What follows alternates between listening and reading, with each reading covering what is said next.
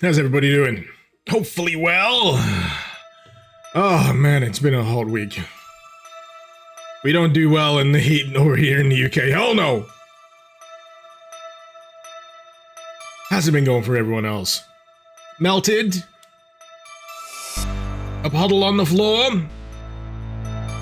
Or somewhere in between? Still hot as hell in France? Oh man, I've seen some videos. There's a guy in Paris, he put a frying pan out on the rooftop of his apartment. Left it out there for a few minutes. Brought it back inside, was able to fry some eggs. Like 3 or 4 eggs, just straight away. I thought things were gonna change this morning because the clouds gathered, the sky turned dark, that there was like a spiral above. I thought a hellmouth was gonna open up in my town. And for a brief while there was thunder, there was lightning, it was a little bit frightening, but ultimately we didn't do the time warp. I don't know, I might get my song lyrics mixed up. Either way, it's now hot as the proverbial all over again. What's it slated to be here? It's hitting 20 degrees. It's probably gonna bump up to 27 Celsius, by the way. And what you need to remember for the UK, bump that number by 10. There's a few people here from, say, like Greece. They're like, what is going on with the weather? The sun is a deadly laser. It's not like this at 30 degrees where I come from. Why does God hate the UK? Yeah, that tracks. God must hate the UK. It's perfectly normal. Perfectly normal. Nearly melted in your sleep last night. Sworge. Sworge? Forge. Otherwise, doing alright? Tang. Please don't call me daddy. That's freaking weird to me, but thank you for the 10 Polish. De Niro? I'm gonna call it Dinara. De Niro. Polish De Niro. Robert De Niro. Oh, my brain is cooked. I mean, I'm not surprised. I was walking around earlier trying to find somewhere to buy decent alcohol from. I was slightly outside longer than I wanted to be. And the store I went into, the air conditioning had just broken. Bad time to be in that shop. Anyway. Yeah, the clouds did look a little bit like a supercell. But, ultimately, we are here for one particular thing, because I posted it in the title, and hopefully it is displaying the title. We're going to play some gosh darn Quake. Because Quake is 3 decades old. When did that happen exactly? Tuesday, was it? I don't know. What I do like about that event, though, is it has gifted us with the sight of John Romero in the bathtub. Fully clothed, no water, by the way. And the bathtub seems a little smaller than is acceptable. I always find bathtubs are a little too small in general here in the UK. But, yeah, John Romero in the bathtub saying happy 30th to Quake. And, Tang. Stop. Stop it! No. Thank you for the money. But yeah, it was pretty cool. Pretty cool. I'm trying to remember, when's QuakeCon, actually? Before I get too deep into the weeds here. When is QuakeCon? Has it been? Has it gone? August 6th through 9. So you never know. You never know. This year might be the year. This year might be the year. Serpent, you feel sorry for us. Stay cool. We're trying. We got all the tricks. We got all the tricks in the book. I got like an oscillating fan behind me. The other tricks people have come up with is they've got you know, a bowl of water and then a tub of ice in that bowl of water, and you put that behind a fan. It should cool the air going into the fan and cool the air going forward. But yeah, it sucks. We're not built for heat. We're built for mild. Anyway, I was dicking around. And I think I wanted to start with Tears of the False God. So that's what I'm gonna do. Forge had no idea that Quake turned 30 this month. In that case, happy birthday, Quake. Jesus Christ. Am I streaming from the family room today? Oh yeah, I should probably explain the setup, why there's an angle change. Yeah, it's too hot in the friggin' attic. It's too hot in the gosh darn attic. So I have moved my entire setup down to the ground floor, the front room, on a desk 1/3 of the size that I usually stream from.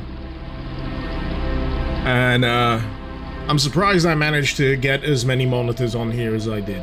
Thankfully one of them's on like a clamp, that kind of thing. Please use VK Quake for that map. The last fight is a bit booked otherwise. I do not have that installed, and that's going to eat up a lot of time. Everything I do is exclusively through Iron Whale. Is it going to make that much of a difference?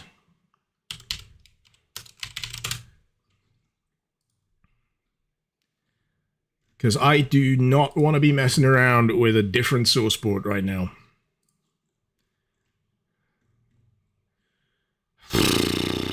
You feel that? You feel what just happened? The momentum of the stream just died. Ah! Right, so, Novum, VK Quake, it's on GitHub. I fucking hate GitHub. Every time I have to go onto GitHub, I feel part of my brain explode because it's so unintuitive to just get the fucking thing that you want. Shame Iron Whale isn't exactly spotted. You'd think that they'd gotten it, you know, down to the brass tacks at this point in terms of source port compatibility.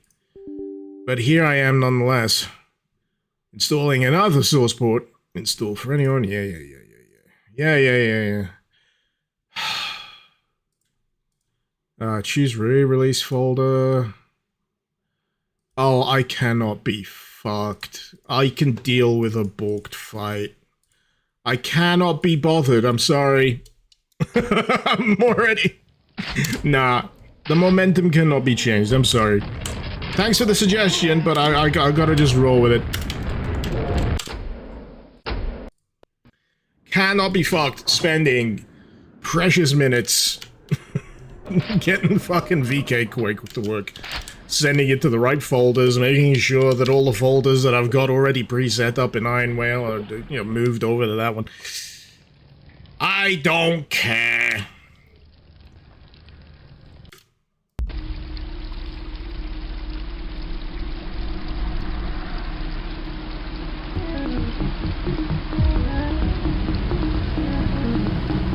Has the evil sun chased me away from the attic? Yes, it has.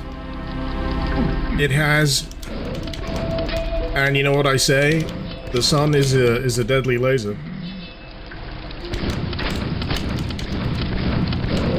And I'd much rather not melt to death. Or suffer from heat stroke. That's probably the most likely conclusion. Or get flashbanged. That's what happens when I step outside my front door. I get flashbanged by the friggin' sun. But I'm sure many of you who are, you know, used to this on a more regular basis, who have, like, ARCANE. You know that feeling when you get hit with a wall of heat when you step outside somewhere? Yeah, it's like that all the time. It's like that all the time.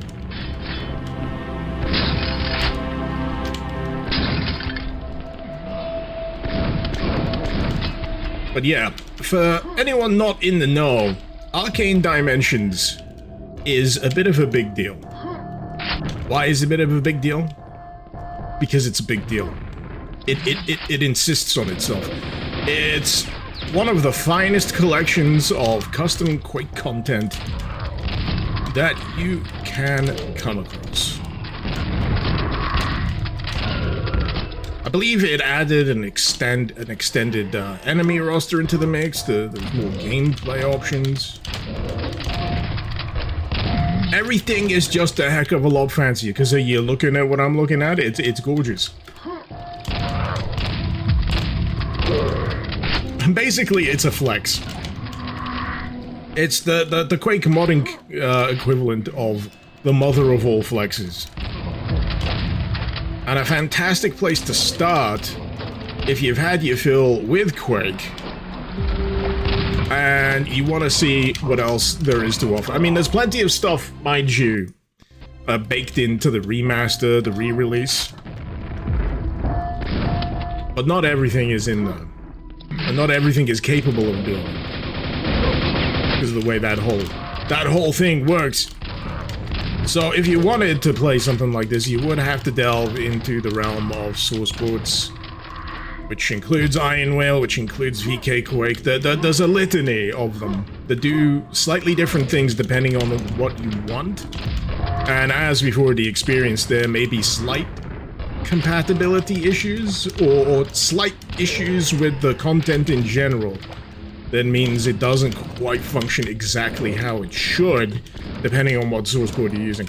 These are all common headaches when you get down into the modding and custom content minds, but hey, it's not the end of the world. I'm pretty sure we can deal with it.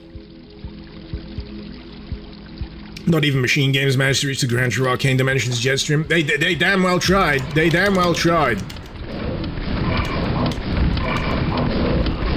Was it Call of the Machine? Or was it Call of the Void? Was it Call of the Machine? I'm trying to remember what the episode was. It was Call of something. Fucking hell. Yeah, Asterix, you know the problem with my channel. Every time you come here, I show you something new that you find irresistible. Some would say that's a benefit, but, you know... Where's my million views?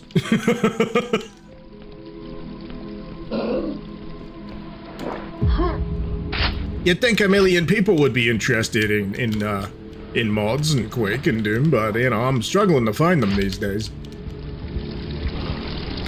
You know what I did see before I started streaming that was about to hit like 1 million views? It was a video by the Spiffing Brit. No shade, by the way. He's clearly gotten to where he is for good reason. But it was a video by the Spiffing Brit dealing with like another YouTube exploit. And all I can think is the man's just running side quests now. he's gotten so successful with his exploits that he's just running side quests to see what he can fuck with. I'm just like, yeah. I wish any of those would work for me. Wish any of those would work for me, but oh well. Is it warm enough for me? You know, a few people have mentioned that. I've got an oscillating fan pointed at my back. I think I will be largely okay. I've also got a lot of real nice cold beer in the fridge. I got 4 big cans of Bitburger, and I'm currently pre-drinking with a bit of a pre-mixed can of JD and Coke, because I thought I needed something just a little bit extra. I thought I needed just a little bit extra for the Friday, you know? Just to really kick things off. Bitburger, it's a German beer, German lager.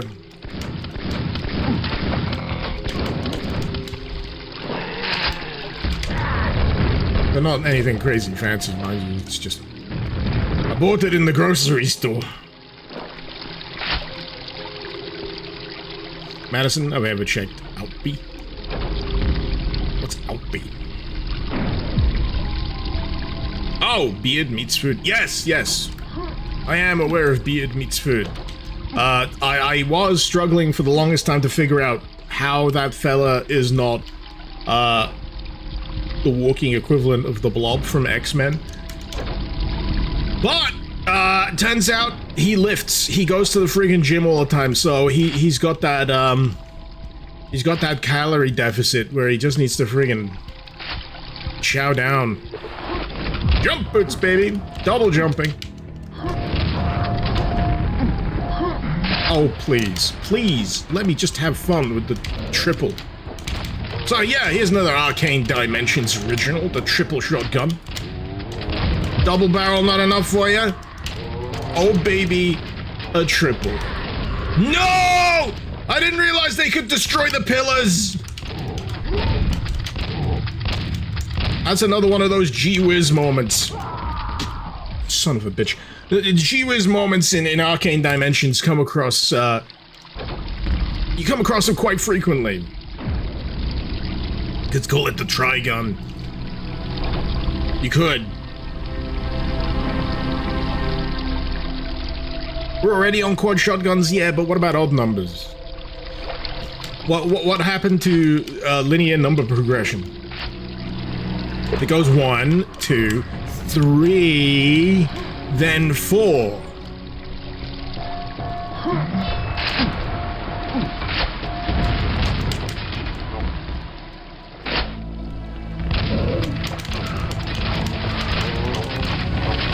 You know, I've also completely failed to double check whether any of the music in this is gonna completely bugger me in YouTube.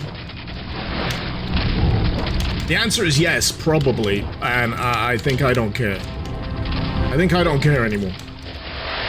There was a section of, like, the Halo thing last week that was playing a instrumental version of Blow Me Away by Breaking Benjamin on loop, and it did catch a stray off the Content ID system. So I had to mute it, so now no one knows why the heck I'm, like, nodding my head and saying, oh, a banger! To nothing.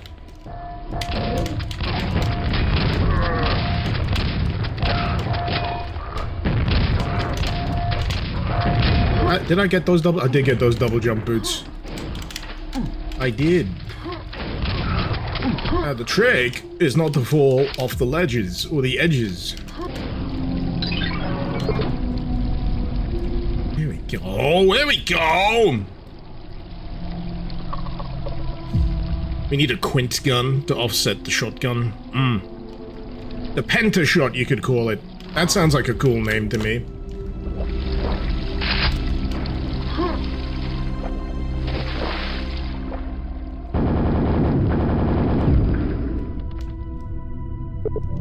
Only the worthy may descend. Saying I'm unworthy? Well, I mean, that's acceptable. That's understandable. Not exactly the sharpest tool in the shed.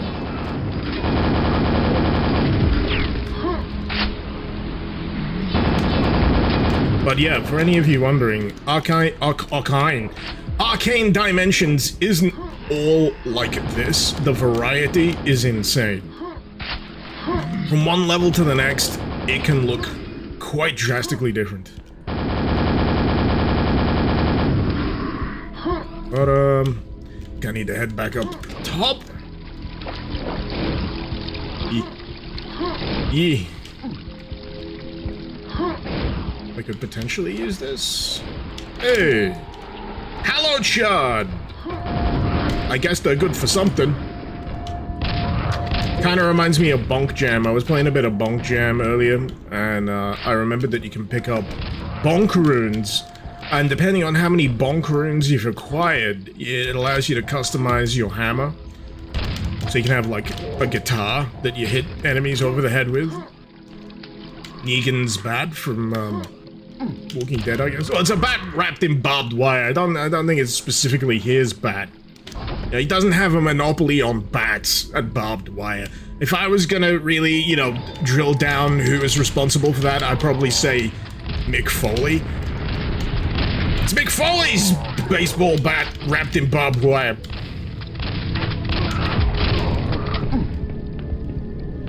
There's another one.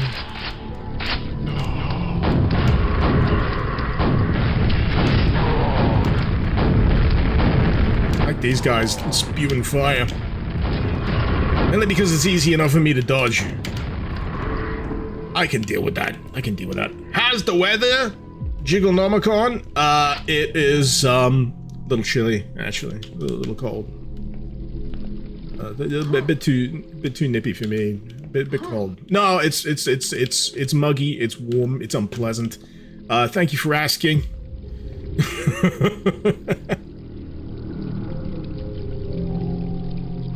You keep thinking about quad shotties, and the only one that comes up in your mind is the one from Bulletstorm Imp. I've played Bulletstorm.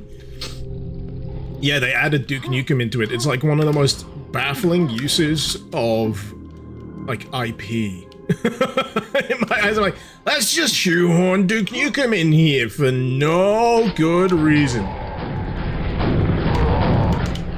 Hey, can we have a new good Duke Nukem game, Gearbox? No!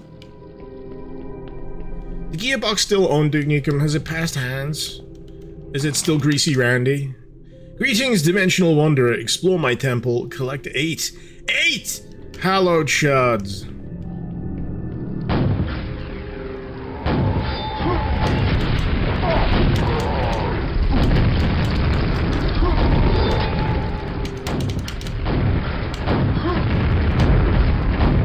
Don't tell me these guys have like explosives resistance like the Shamblers. Alright, where's the triple? You getting it?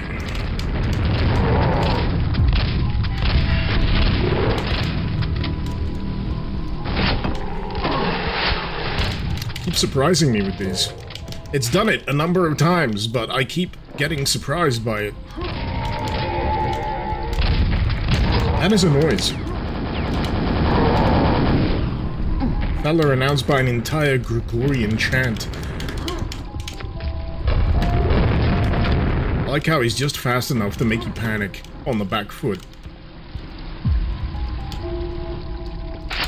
So if you're using anything explosive like I am, you gotta suddenly think about, you know, not face rocketing yourself. And yes, the pottery doesn't contain additional ammo.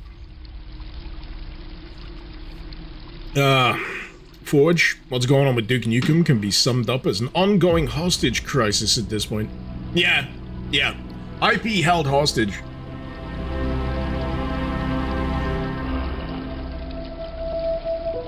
Oh.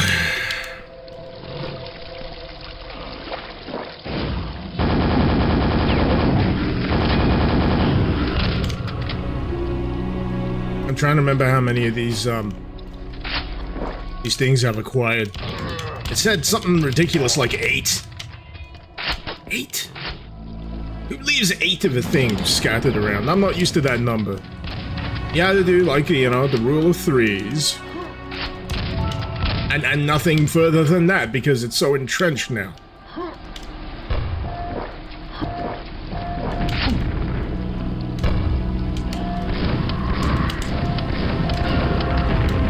Apologies if I start, like, squinting excessively during the course of this. Another consequence of this delightful weather is I suffer pretty badly from hay fever. And I am consistently forgetting to medicate, so, you know. I'm hoping that's where the alcohol comes in. So, I'm thinking I head back up top. There's like a spiral staircase place that... Oh, it's not up top, it's here. I see.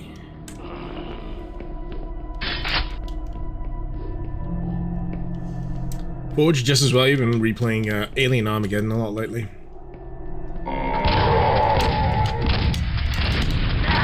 I was doing a little bit of a taster dive into the Duke Nukem Forever Restoration project. I'm not sure how much further progress they've done, but what I played, the chunk from the intro all the way down, I guess, to exiting the Lady Killer Casino is good. That's nice to see. I mean, that's less nice to see and or smell. I'm just wondering, can I feel like there's a thing I can do here. Why would I have a double jump? Aha! North Tower Top. Oh wait, is that a mandatory secret? How dare they?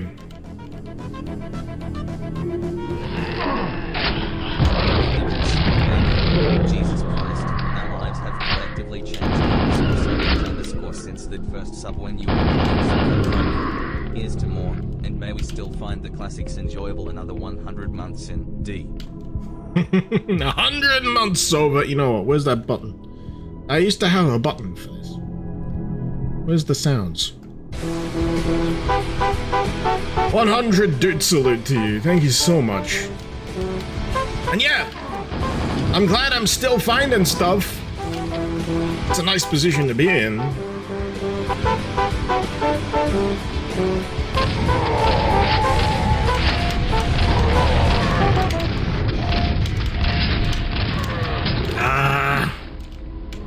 It's the only thing that I dislike about the open plan setup here.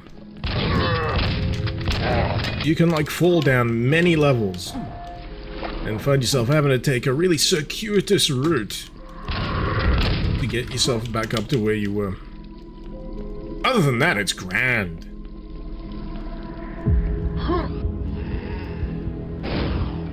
You classic models. Iron Wheel toggle works fine. What?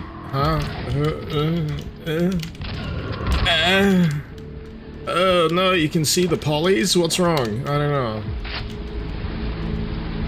Am I using the old or new models? I don't give a fuck.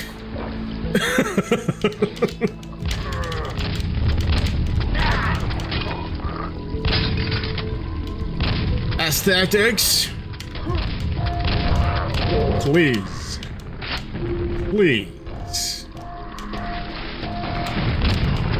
I did it again!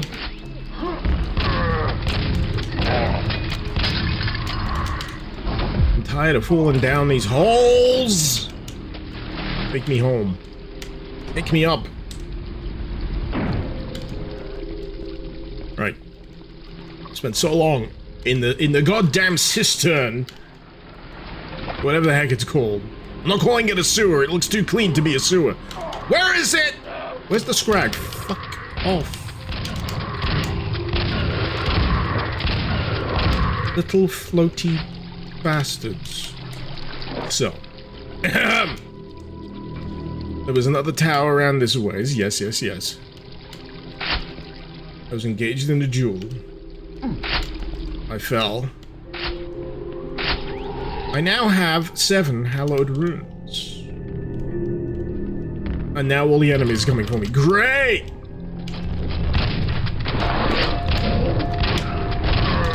Any chance of a quad? Damage, that is, not quad shotty.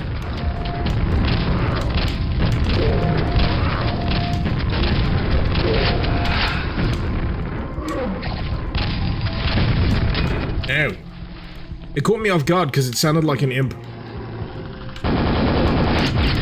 That's what you get when you crib from the same sound library for your monster noises.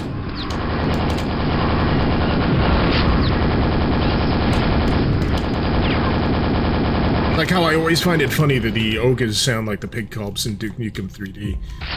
I say, same sound library. God, I love the lightning gun. I was playing yet another one, because I've been playing a bunch of, like, Quake maps this week. Just for the sake of it. I played another really great Quake map called Star Slave. And that has these secrets just buried all over the place, and one of them has, like, the mother of all, just...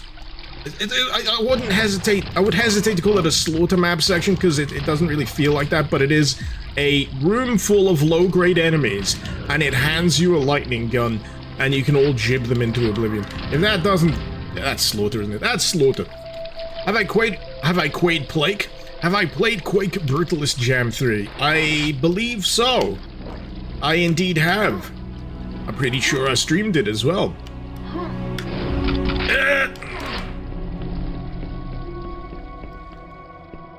It should be archived on this very channel if you're interested. So, you know, you got yourself a free day. You want to stick something on in the background? Feel free to watch the Quake Brutalist Jam 3 stream. I had a lot of fun. I'm wondering if I can just do it from this one. I know I don't need it. I can leave, but there's part of me that's going, but there's still some left.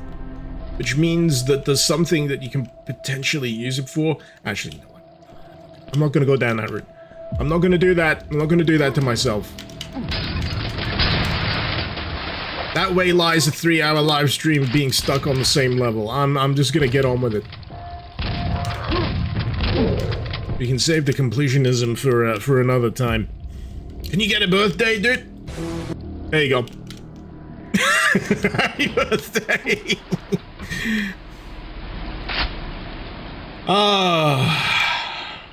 The curve ramp couldn't launch you. So is that not kind of the right trail? Oh wait, I'm stuck. Oh shit. Oh no, we're good. We're good. We're good. Now I just need to remember how to get into the lower part.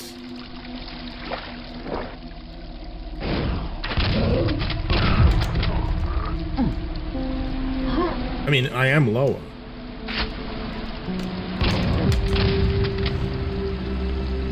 Does this map still give you the axe? It would be fun to try and kill all the enemies with just the axe. You gotta ask them an axe. Ask them a question. As a personal challenge, Duello, I mean, whatever gets you off, man. I mean, I'm not here to judge.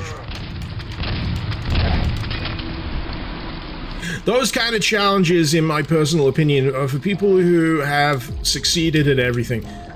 Basically, you're rubbing your competence in my face here. The one I was talking about, not this one. The axe? I was talking about it?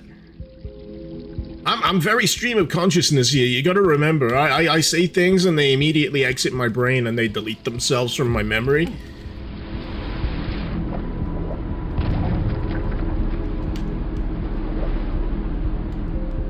And then there's the alcohol. Oh, the slaughter map. Oh, yeah, now I know. Now we're circling back. Yeah, my brain had already moved on to a different subject. You know what I need to do? I need to tell my brain to slow down a bit. I need to stretch these subjects out for at least another few hours. Otherwise, I just burn through them too quickly. I'm just so excited to play Quake, man. Only the worthy may descend. Bitch, I got all of your fucking pickups. Where do you want me to go?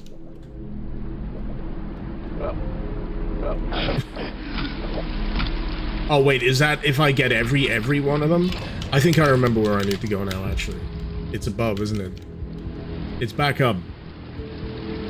Back up. Obnalka? Thoughts on Slim? Very enthusiastic seeming guy. Loves his boom shoots. Seems to get very involved. Has a lot more free time than me. Of that I am envious. Actually, I'm very envious of anyone else who has more free time than me in general, just by default. So yeah. Seems like a nice fella. Right, so this is going up and down.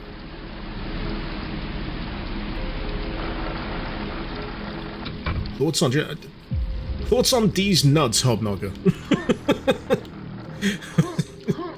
Why does it matter what I think about other people that I barely interact with? Oh!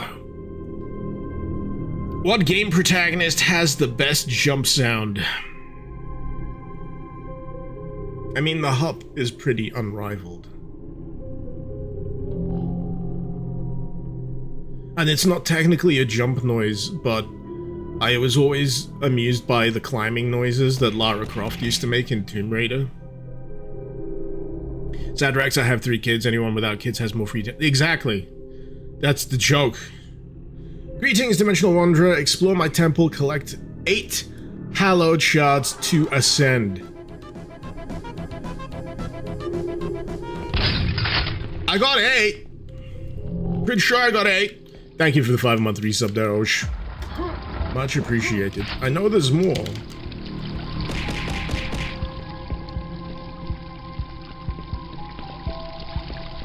How do I get up? I was up before. There's a lift! I remember now. And Novalis, thank you for the sub.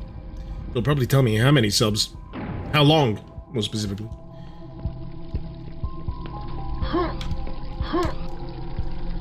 So if you like the jump squeak noise from Eggwife, man, I haven't touched Eggwife in quite a while.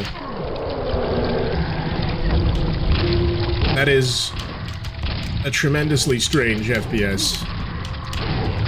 I'm trying to remember what town it's supposed to be set in. Is it Norwich? All I know is it's got a big Tesco in it. Ooh, hey, there it is. I thought I had all of the friggin' gosh darn hallowed be thy whatever the heck pickups. Oh, hey, oh.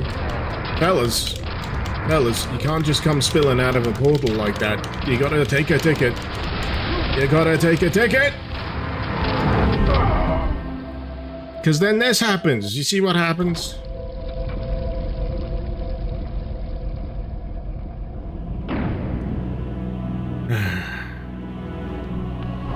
Best jump noise is the one you don't remember.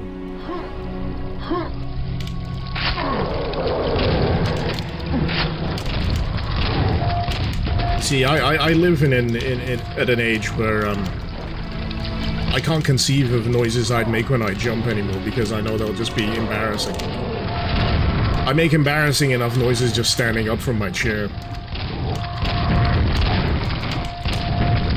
But as far as I can tell, it is proven that, you know, making such noises does make standing up, even when your knees hurt, you know, a little easy to do. I think there was a similar kind of notion with, you know, if you have to put your hand in a tub of ice water, if you're allowed to yell and swear and whatever, because they had Brian Blessed do it, it'll be fun. It'll be fun. You can do it for a bit longer. So what I'm saying is, when you go for a swim at the public pool and it's a little too cold, just start swearing like a docker. You know, all of the words you can think of. You know, the C, the B, Z word, and then watch the shock on the face of the small children as you swim by. So is this the balked fight? Ooh. Ooh. I need a beer for this. I'll be right back.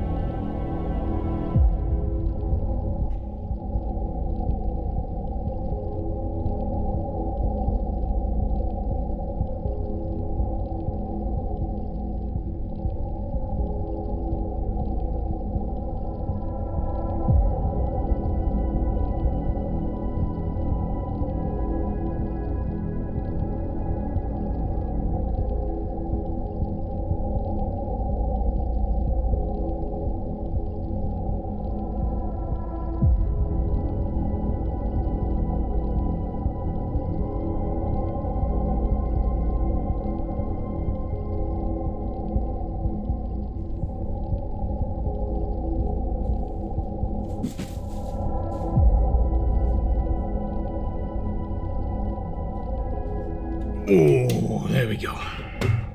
That's the other noise. The noise that you make when you sit down. You go, ooh.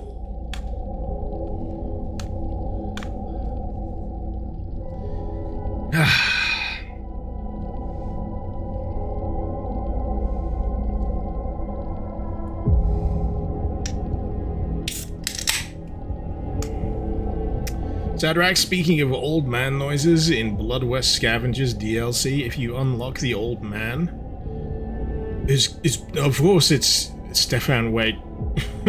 his jump noise sounds like he's in pain. He's very good at those noises.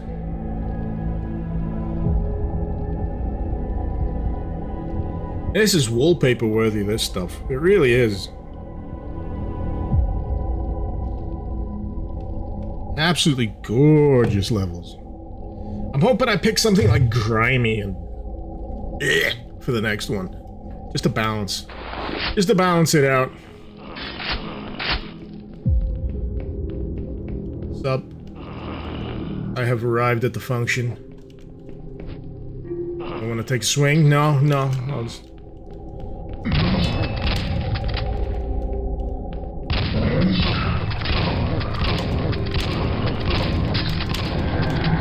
Oh boy! Is the giant statue going to come to life? No, no, just more goons. More goons!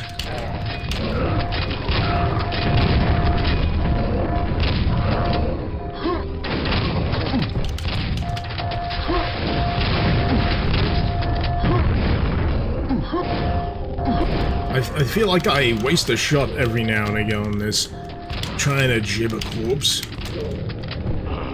The kind of thing that, you know, Brutal Doom and what have you has kind of spoiled me on. You know, post-death jibbing.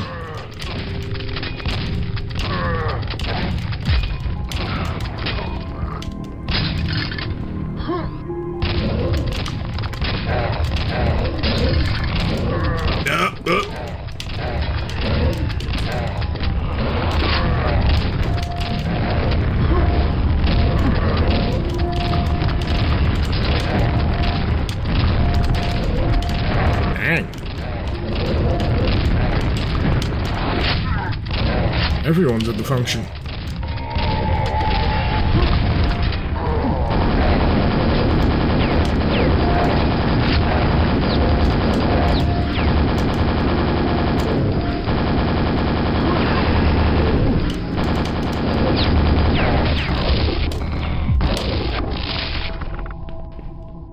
Anyone else? How many left?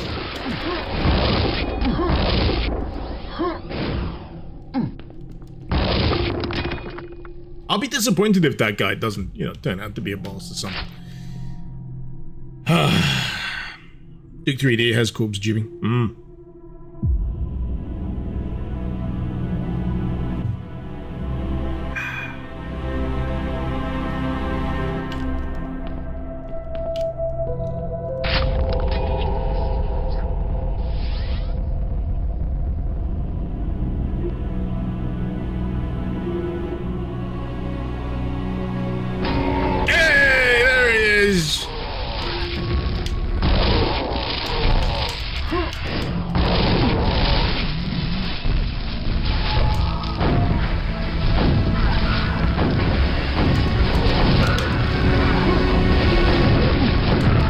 I always forget about the enemies that look like the monsters out of Pitch Black.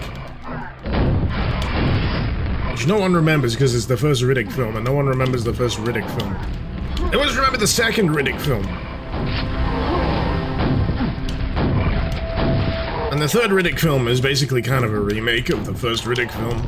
Let's do the same thing again, but more this time. And I hear rumor of another Riddick in the works. But you know what I actually also hear rumor of? Another Vin Diesel magnum opus in the name of The Last Witch Hunter 2.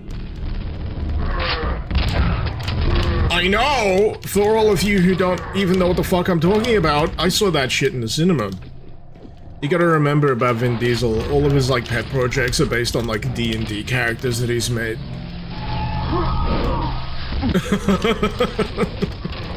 Even Dominic Toretto. Yeah, it's like that D&D campaign where they all adventure in muscle cars. That's what I want the last Fast and Furious film to be. They get inexplicably isekai'd into another world, where the particular brand of driving nonsense is hitherto unheard of. Because they don't have cars, so they end up, you know, doing drift races with, like, horses and carts and stuff like that. Did I jump in the goal hole? I'm thinking I jump in the goal hole. Oh, hell no, I got 6 points of health. You can go to hell. I'm not doing that freaking fight again. No, no, save. I didn't think anything was left alive. I think anything was left alive.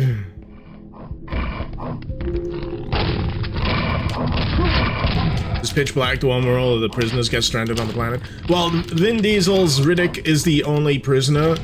He's like a killer, a murderer. He's getting transported by a bounty hunter, and all the other people are just random people going places, doing things. And then they come out at night, mostly.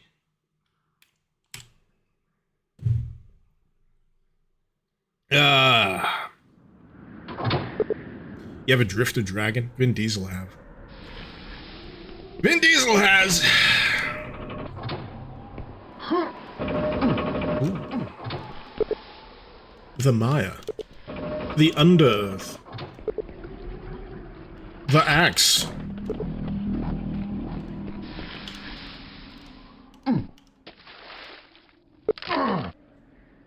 Touch the Chaos Pillar for random monsters and surprises. Oh, across any given thing? Oh, hey! Dimension of the Doom down here. Okay. So you can play an augmented version of the standard Quake episodes with just crazy pants monsters. Obsessive Brick Disorder, that sounds like fun. Let's do that one.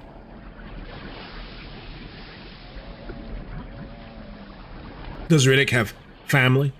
Well, that would be his brothers and sisters back on Furia, because the thing about Riddick is he's a Furian, and the reason why the Necromongers are afraid of Riddick is because there was a prophecy by Judi Dench that there would be a Furian that would take down the Lord Marshal of the Necromongers. So the Necromonger Marshal decided, you know what, let's just kill all the Furians, which had the ironic effect of, you know, allowing a handful of them to escape and develop a grudge. And, you know, then, you know, one thing leads to another. One thing leads to another. Before you know it, a Furian is now the Lord Marshal of the Necromonger fleet, and they're still in search of the Underverse or not, because they kind of gave up on that and decided to dump him, because Carl Urban... I'm trying to explain here! Is also a Necromonger, and he's a little bit jelly, so, his wife goes, you should throw this guy off the friggin' ship. You know, just throw him off the ship, it's fine. Everyone hates him. Because he just sits on the throne and grumbles, and no one can understand what he says, because he just says, family, family, family, over and over and over again. And then mutters something in his sleep about living his life quarter mile at a time. I don't know, it gets confusing. Just a little.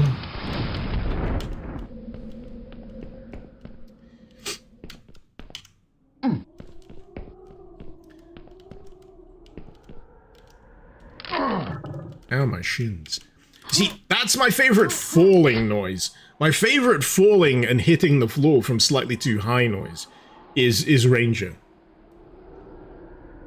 From the video game Quake.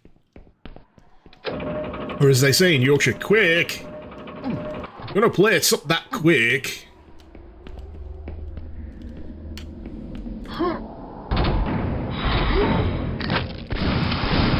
Oh, that was unfair. Didn't even know where it was.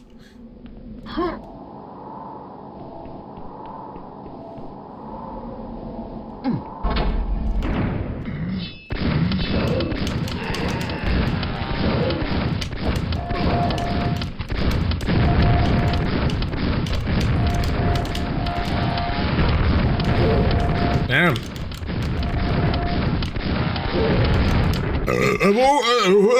Let me try that again. Have ogres always taken that many shots?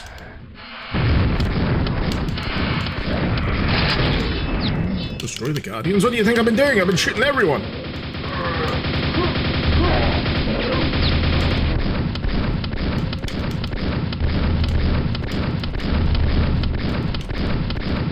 Do you reckon how...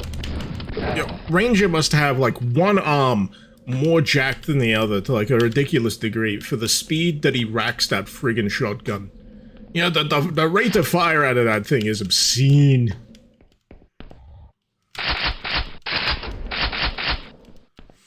Actually, I was just thinking what I'd want out of the Doom the Dark Ages DLC. I want a Quake Ranger cameo.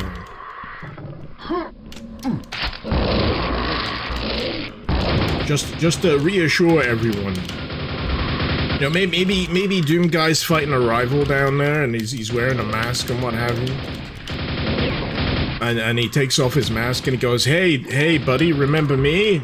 I'm Quake. And then everybody claps. Like someone passes out in the audience, you know, watching the cutscene, the QuakeCon or some shit. It's me, yeah, it's me, John Quake.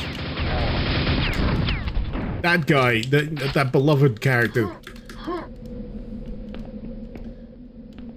Now, I do recall getting a little confused with this map because it's all tubes. It's all tubes!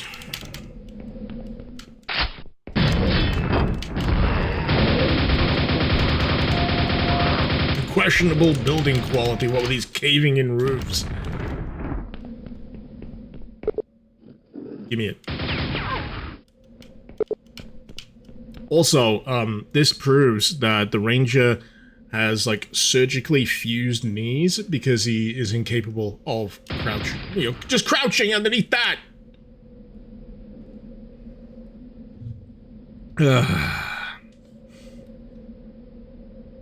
So this map is just like the internet, a series of tubes. Though, you will observe that it's made out of brick instead of fiber optic wire. Oh, hey, hello. Shotty! Though I will accept lightning helm.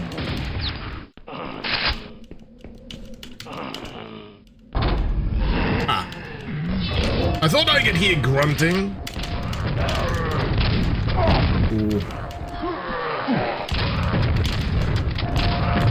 See, I'm having a bit of a bad time here because my brain wants to say you still have the double jump boots from the last map, but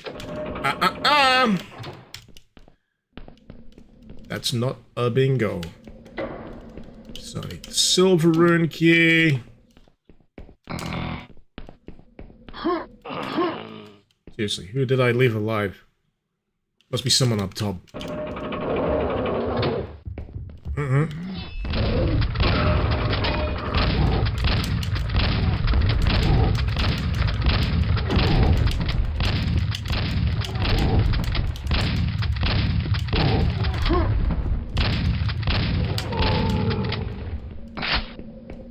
Sleep well, sweet prince. Do I think Ranger is going mad? This is a Lovecraft adjacent setting.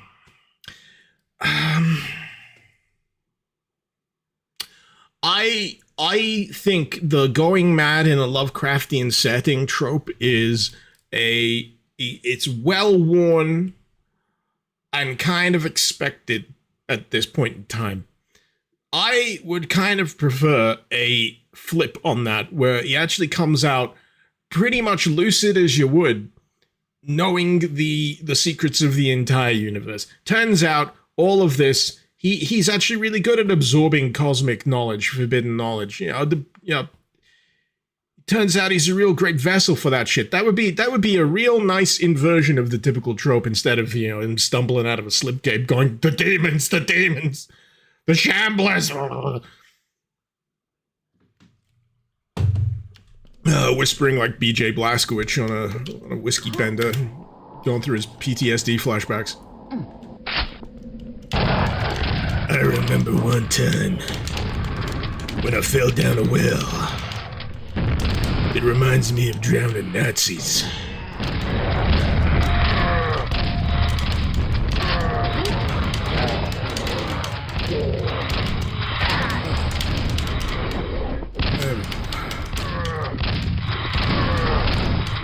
Where's my Wolfenstein, BJ Blazkowicz is getting old now video game? I know someone will say, well, that's Wolfenstein Youngblood, but I don't count Wolfenstein Youngblood because that's just like a weird kind of spin-off style Wolfenstein that ultimately I don't think many people really enjoyed as much. Going by the reviews, I don't hold anything against it. It's just I was kind of I wanted more BJ. What does any man want, really? What does any man want? You know, more BJ. Just give me more BJ. I got a fever. And the only cure is more BJ. Blaskovich!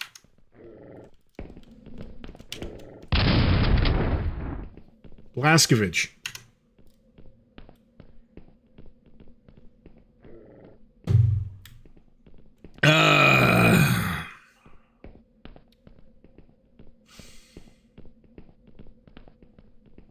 BJ complains to New Colossus that he's getting old and past it. Then again, New Colossus is so friggin' wacky. It's like, it goes a little too far off the edge for my tastes. if we're gonna talk, like, tonally between the New Order, I think the New Order stuck the landing so well with its tone. It managed to have a little bit of grindhousey, you know, violence in there, but, you know, it managed to ground it in a way that, yeah, really worked. Whereas New Colossus, they went, let's just get goofy. Yeah. Let's have, like, 3 different styles of play for BJ Blazkowicz throughout the course of this game, because isn't it like, or is it 2? I'm trying to remember. He goes, like, through certain cycles. He starts off in a wheelchair, and then he gets the power armor.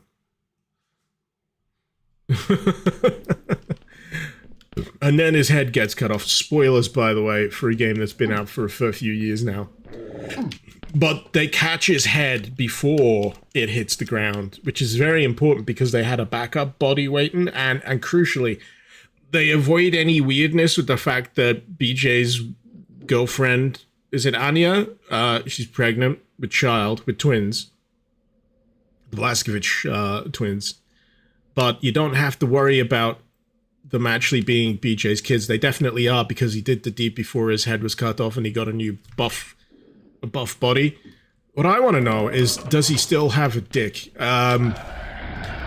Purely academic reasons. I just want to know, does BJ still have a dick? Did they need to actually factor that into the weird replacement body that they gave him, or is he like is he like a department store mannequin down there, like a Ken doll? I like to think he has these monologues, these soliloquies, when he has to go take a piss. Remembering what it was like being able to either aim at the side of the toilet bowl, or let the water splish splash a little bit by aiming directly at the water. Memories of pissing on a Nazi's face back in the good old days, you know, that kind of thing. I would love to see the faces of people turning up to this stream while I'm mid-flow state, ranting about nothing in particular except BJ Blazkowicz's penis. Because, you know, it's Friday. So, what on next? They really need, like, a sensor filter on Shambler feet. I'm just saying. You shouldn't be allowed to see that. That's not safe for anybody. Someone jacks off to that. Suction. How do I get out of this brick-based prison?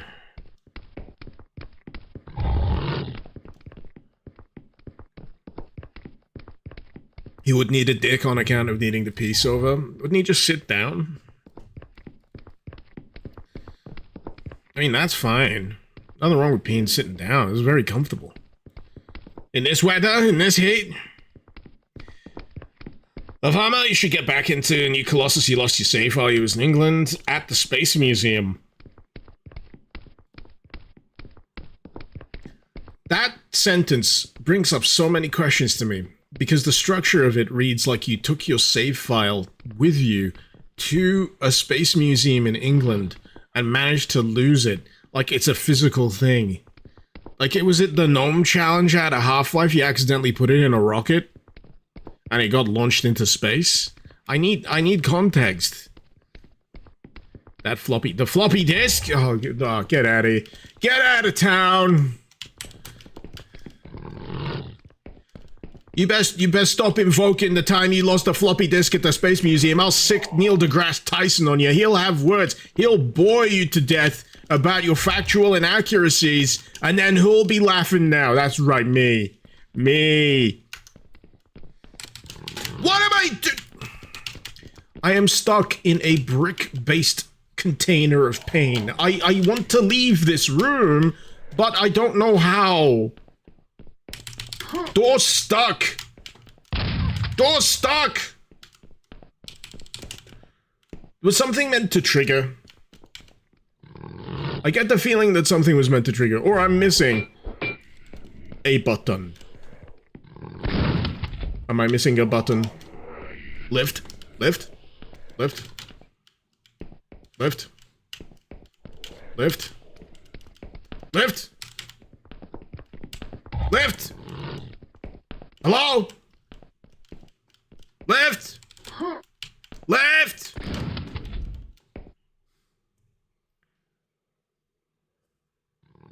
Is this the compatibility problem? Oh no. No, it's not. I'm just an idiot. Fooled you! Fooled you! I was just pretending to be an idiot. I got you so hard, chat. You should see your big, dumb faces. Ah ha ha ha ha ha. Thinking I was stuck because I didn't look at the right elevator. You take me for some kind of dunce? Well, you're correct.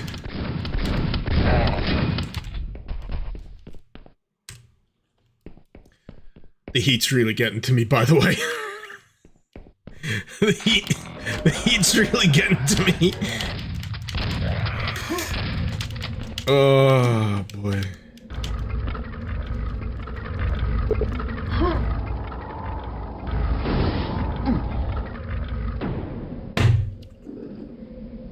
I got a button for this. What the fuck is going on?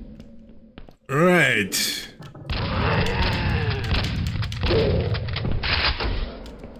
Rocket. I want to know how Ranger holds the rocket launcher. I know it's the same exact question as how does Doom Guy hold the rocket launcher. I like to imagine it's some kind of waist-mounted contraption, but the back blast from the rocket is actually diverted around like these pipes around the waist and like blasts from his rear end, which conceivably could be like a good reasoning for like jumping mechanics. You're just exhausting. But then I realized you already got the rocket jump in this. You know, where you can do that, which is like the inverse of like a rear exhaust. He just absorbs it, pelvic floor muscles, just... He does Kegels, is what you're telling me.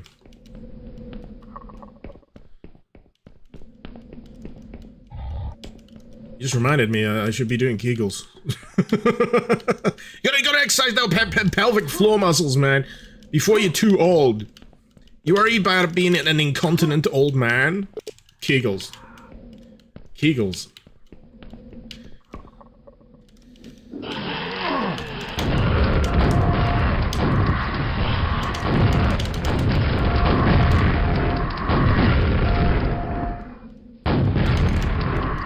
Right.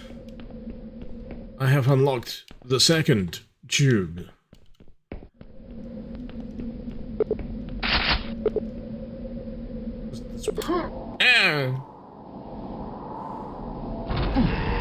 Intercontinental old man. No, that's just an old dude that has a lot of holidays.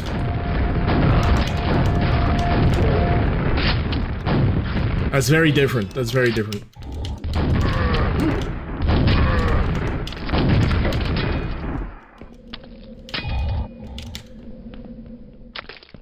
So, I'm sure that structurally, this level is very impressive, well, with the suction tubes. However, Brick is really boring. I mean, I gotta appreciate that they're trying. They're trying to make Brick more interesting. You got these little ridged bits for her pleasure, and then... there's the tubes. There's the tubes.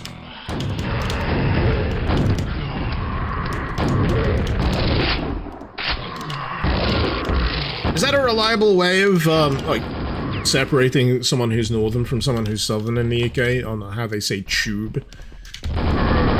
Or how posh they are. Because for me, I say tube like it's got a chew at the start of it. Because it's Tuesday, innit? It's Tuesday in the tube. But if you're a little posh, you say tube. Tube. Tube. Tube.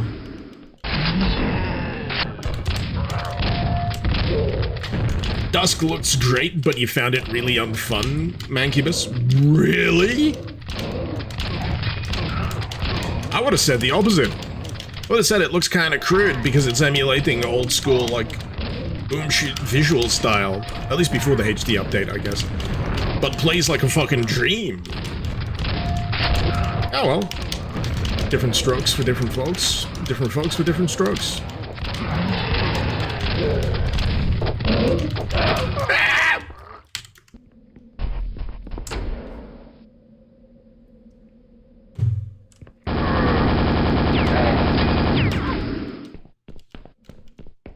I'm overtaken with a profound sense of dread.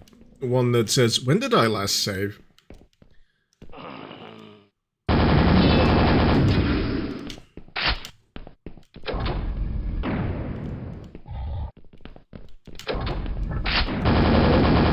Also, I must have been on a bit of a roll mentally, because now I'm just like, why don't I recognize anything about this room? I think I was just talking too much bollocks.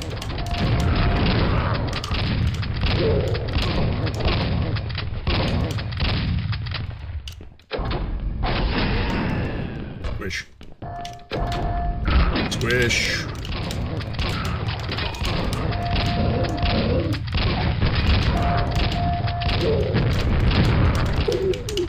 Right in the kisser.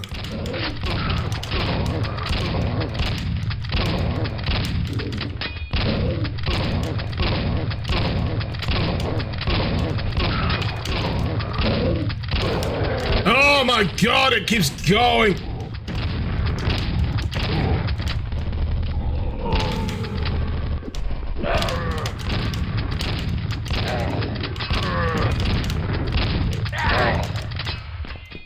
We there yet?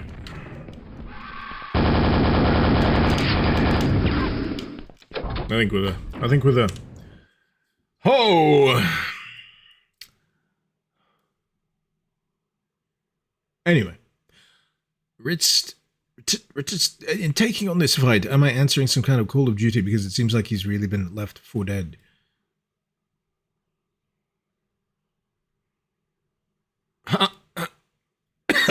What? Do I ever think there will be a Doom or Quake mod set at the most hellish and wonderful place on Earth, Poundland? It's where I take your mother.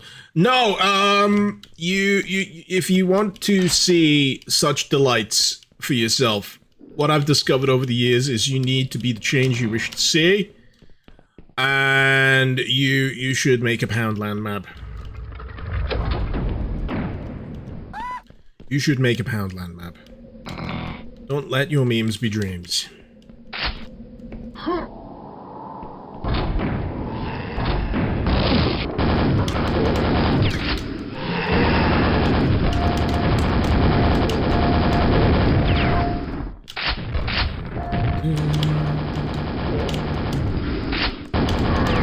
Just another fabulous day playing boom shoots on the internet.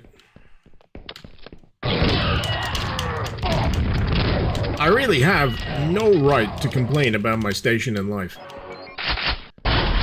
Not in the slightest. Would I like to have a little bit more money in the bank account? Sure, but I would still, crucially, be very happy playing Quake and Doom mods. I'd even extend Half-Life into that. Mods in general, man. Mods galore. There's a bunch of, like, Elden Ring mods I want to play. I was playing through a bit of, like, Elden Ring Reforged, but I think I want something a little bit more drastic. As good as Elden Ring Reforged is, I'm getting sucked in by the siren lure of Elden Ring Convergence, which is, like, ridiculous in terms of the classes it adds. It remixes locations, it adds legacy dungeons. And yeah, it looks like it could be official in some regards. I'm just like, man, I gotta get on that sometime. But as with all things, it circles back around to my immutable envy for any and all that have more free time than me, because there is not enough free time to fit into that. Just, man. Koenig, did I enjoy the recent Quake 2 Warehouse Jam? How recent are we talking? Because I did play a map jam for Quake 2 not too long ago. I've not played one since. So if it's any more recent than that, I may not have had the pleasure.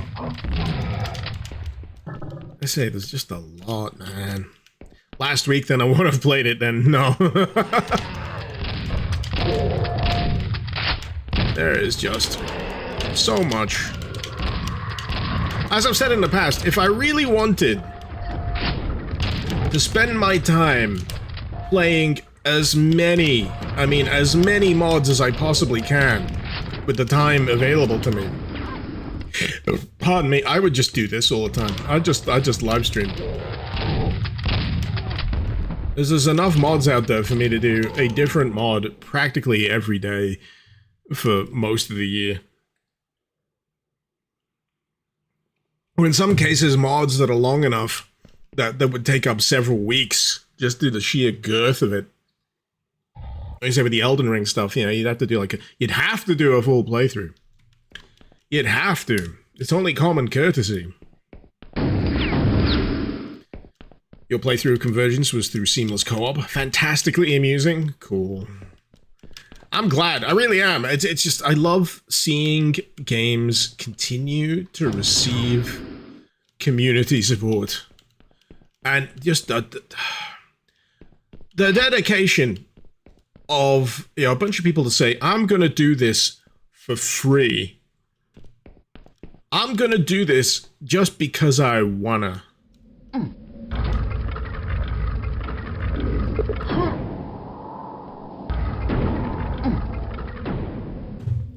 As I say, it's always good to have a hobby.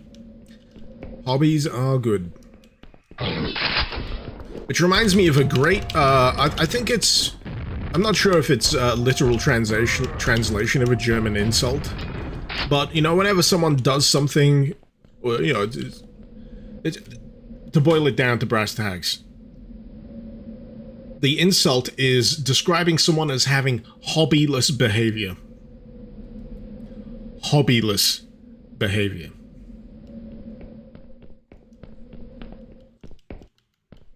I feel like it cuts in a very particular way that only the Germans could contrive. Hobbyless behavior. I love it.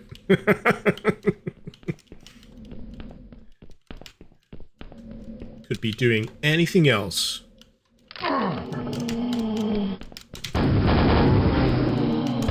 Ah, the dead are rising again. This is one of the reasons why I really like Bonk Jam. Bonk Jam gives you a method to jib these enemies straight away, no questions, no problems, with the axe. With the axe, with the hammer.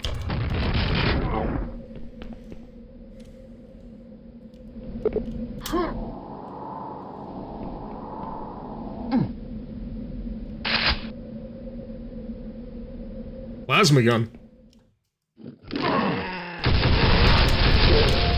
Not quite as speedy as my beloved. And we also have a Tome of Power. What is this, heretic? Is it active? How does that even work?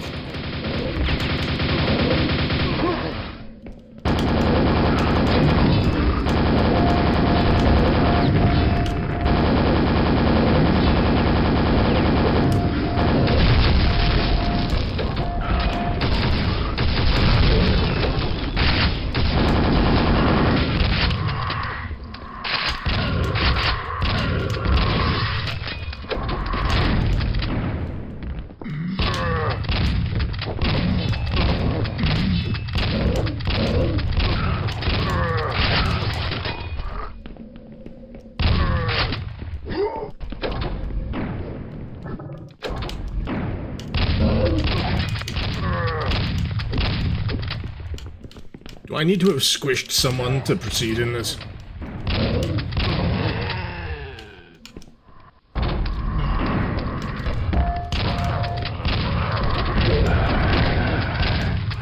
I think I just have to kill everything. That's fine. Not quite. Nope.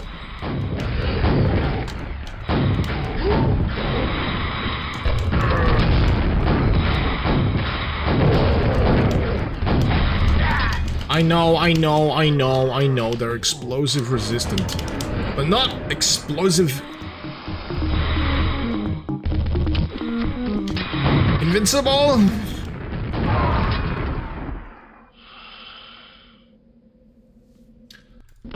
Cock.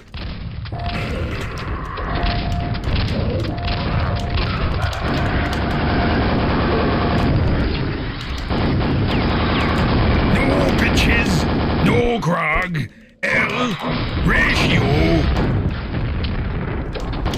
I think I do have grog though. I do need to get more grog actually. Thank you for reminding me. I got more grog in the fridge.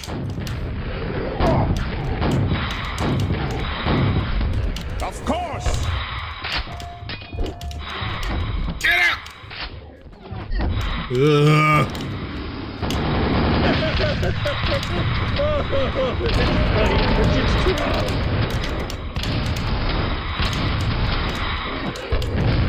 You can't distract me. I can't let you get close! Come on! Oh! Always just after I let my guard down. Always just after I let my guard down. Some jagoff enemy. No! Let your kids watch Quake! It's good for them! It's for the whole family! It's good for you. Do you remember the advertising? Why would they lie? Why would they lie?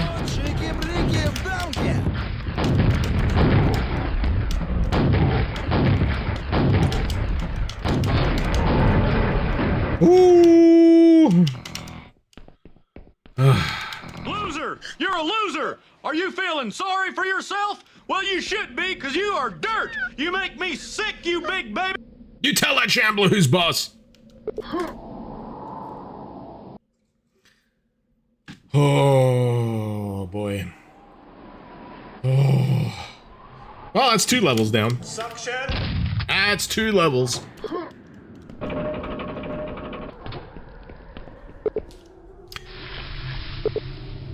It's time to stop. Okay. It's time to stop, okay? No more. Where the are your parents? Who are your parents? I'm gonna call Child Protective Services. It's time to stop. My brain is injured.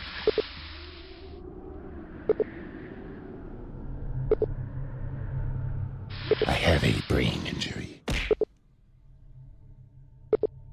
Ow.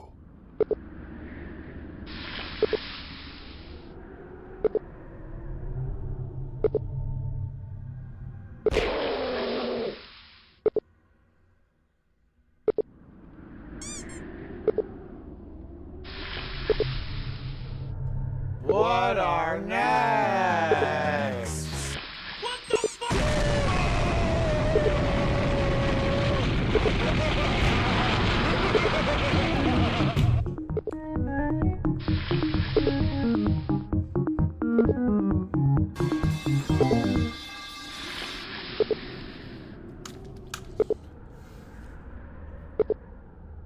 Is this the new version of Arcane Dimensions? It's the most recent. Home run! It's the most recent. Correct. There's one clip that I've wanted to add to the Tangier thing. It's a clip from that Japanese show, Gaki no something or other. The downtown guys, they used to do like the no laughing thing. the no laughing games, but there's one where one of them is waiting for the decision to come in to say whether he's failed or not. And he just makes this noise after like a slow pan zoom where it just sounds like a train going, "Whoo!"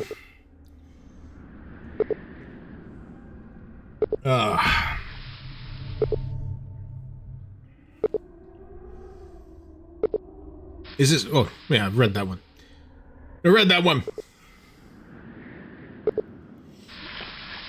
Need a stick bug one with my face on it. It'd be an ick bug.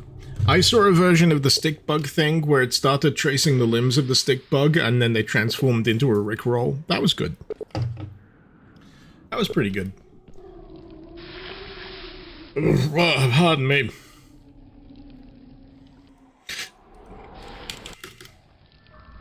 Firetop Mountain. Sounds like a delightful place. Oh, you get to choose difficulty. Easy. Norm. For all of the Normans. And hard. Actually, is this making me pick...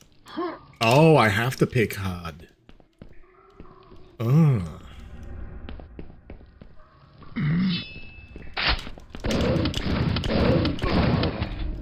Whether I like it or not, eh?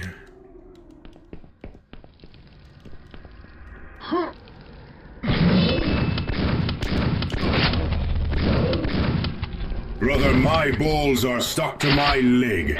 It is far too hot in this hellscape. It must be the work of chaos, brother.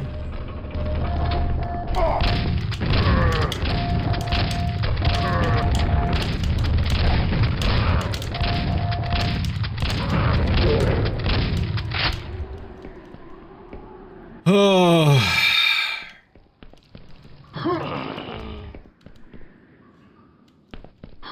Wait, this is where I came in.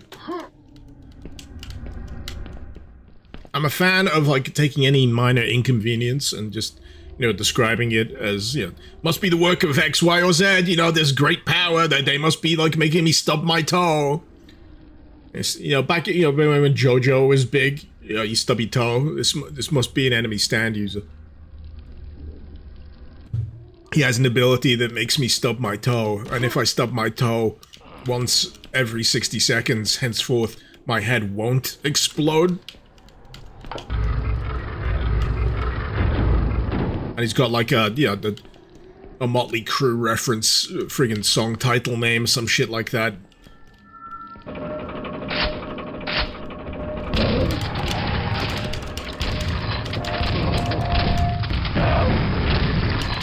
Ooh. Haven't you seen around? Let me try that again. Haven't seen you around these parts lately. Throwing snot balls. Hey, what? Spiders? You can get out of here. Get out of here, you snot ball spider throwing douchebag. Das ist verboten. 9.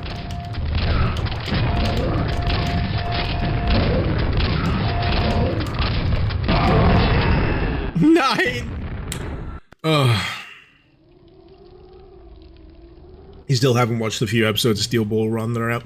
I'll be honest with you, I've not kept up with JoJo. I watched the first series that came out, and I watched Stardust Crusaders, the one with the Pillar Man, I watched that one. The one where they're in that small town and things keep happening. The one where they're in prison. I watched like half of that one.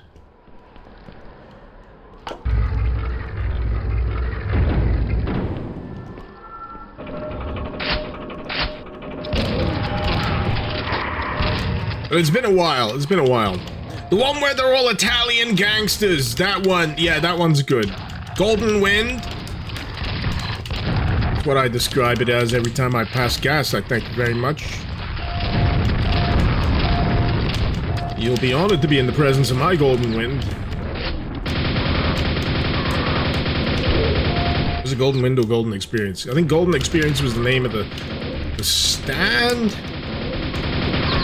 In the dub, anyway. I don't know. I don't know.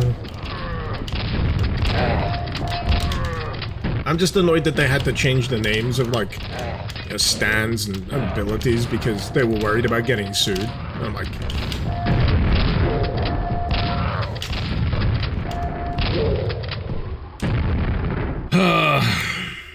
YouTube has ads on live streams now? Pretty sure it has for a while. They randomly run. I never, like, physically tell it to do it. But now that you've reminded me.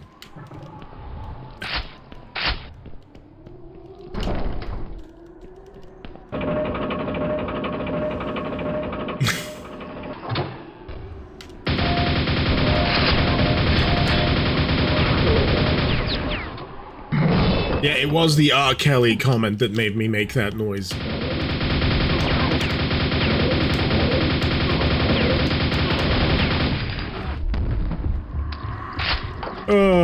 Anyway.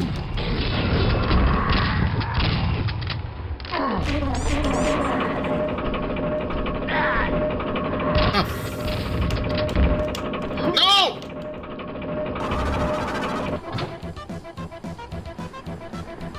You've been humiliated by a friggin' lift. Jigglenomicon! Thank you for the sub. Much appreciated.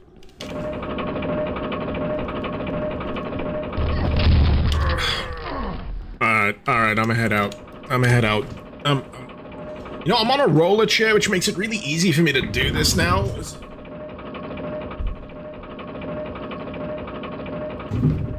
I'ma head back.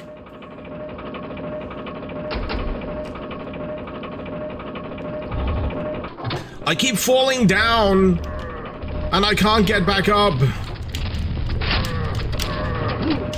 Because the way this little section's designed keeps, like, making me backtrack into the pit where the elevator works. And now I got no shins! Because they're splintered into a bazillion pieces.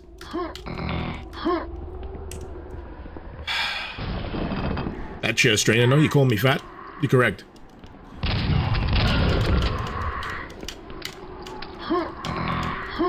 I'm a chunky boy. Which means there's more of me to love.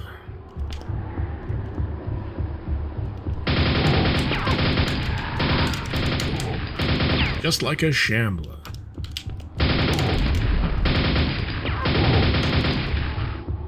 you gotta get that shambler build. You go that shambler build, oh my god, that you will be shambler maxing till the cows come home, baby.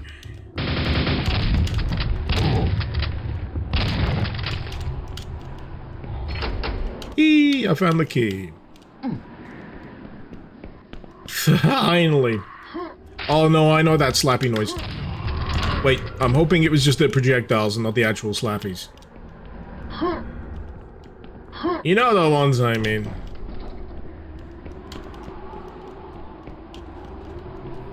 Where's the lift gone? I'm trying. I do dislike those, mandatory, shin break things. This map has a secret ending. Do I know how to get it? No, it's a secret. It's a secret. See his muscles? You couldn't if he had fur. That's where you're wrong, Mancubus Spankubus, because he's moist. You know what happens when hair is wet? It adheres. So you're seeing the rippling muscles of a shambler via his, very, yet moist exterior. If you took a hairdryer to him, however, he would floof up like you wouldn't believe.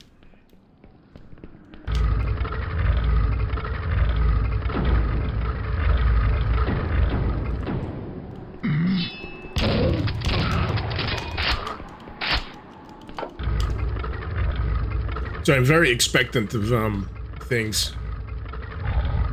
Is this gonna suddenly drop real quick, or am I gonna have to deal?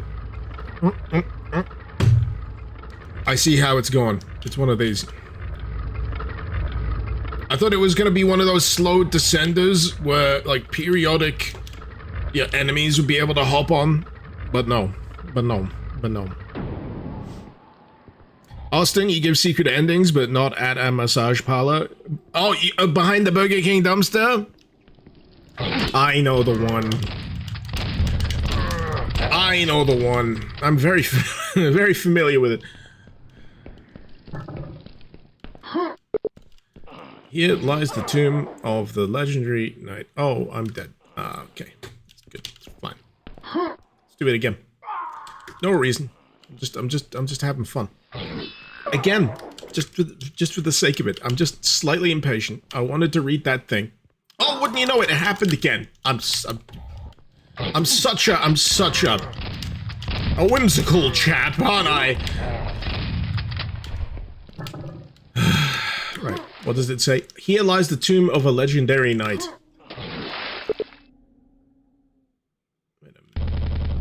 Wait a minute. What about this one? What about these guys? Are these not as legendary?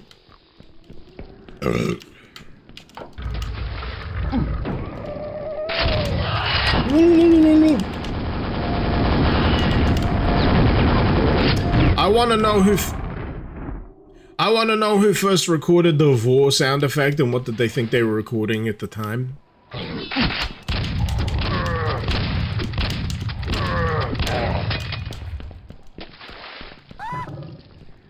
Because I need to know. I need to know.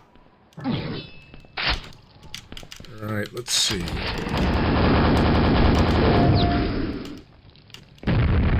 Where's the... Where is it?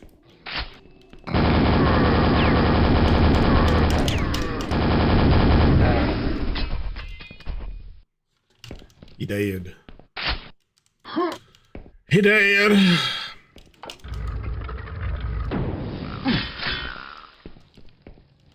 Righty. Got the plasma gun. That can only mean one thing. A puzzle. No. The way is blocked by a powerful force. Do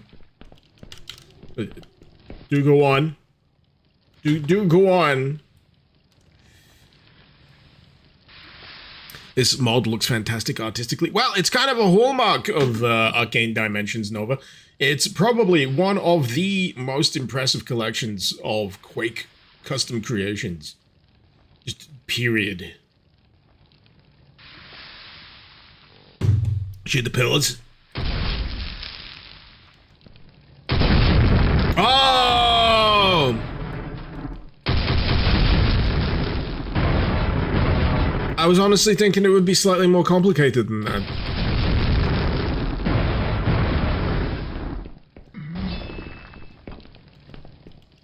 I thought it would be like some kind of, you know, block spinning puzzle where you gotta make the symbols align in a certain way. No.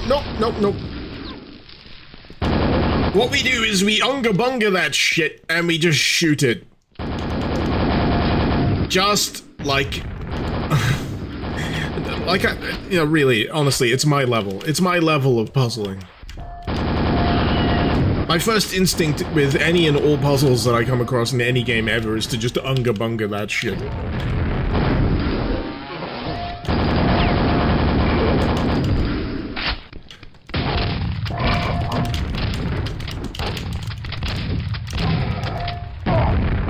Fella.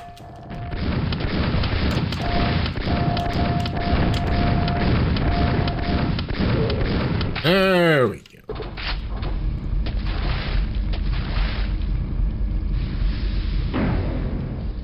Oh, the lava holds the key. Do you get it? The lava holds the key. Anyway.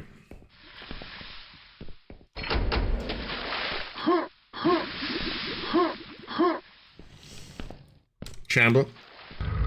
Oh. Right. I expect it, but sometimes I want it. You know, when you're like that close to a door and it's slowly opening and the first thing you see is just that gaping bloody maw and a lightning bolt up the jacksie. Not that I crave that kind of experience, but you know, sometimes it just makes me smile. To have the whole, you know, the surprise shambler. I admit, it's, I would have taken the surprise shambler, to be honest. I admit, the surprise shambler can get old if it's overused, but... I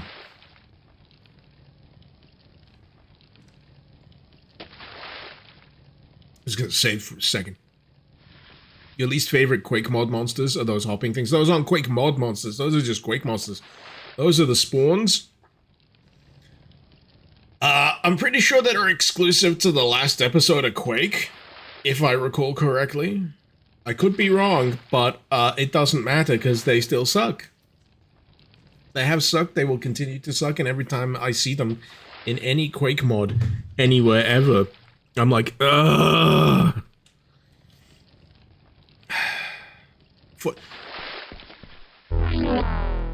Oh.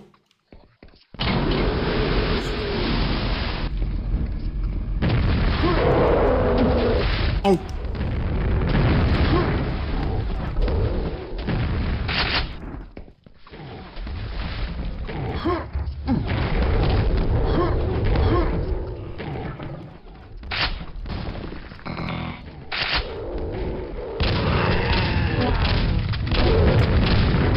I see this is an absolute win. I get to blame the theft of the rune key on... How many shamblers was that? 4? 5? 6? 7?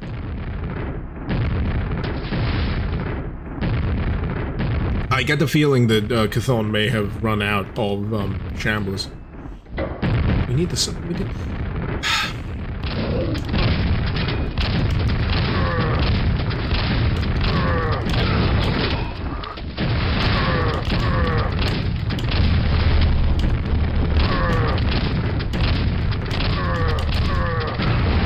I'm always very impressed when the, you know, the final encounter of any given thing is not Chthon. Because then it's like, oh, they went out of their way to do something different. Because Chthon is like the one and only boss fight in Quake, really. And I don't count Shubsy. I don't count Shubsy.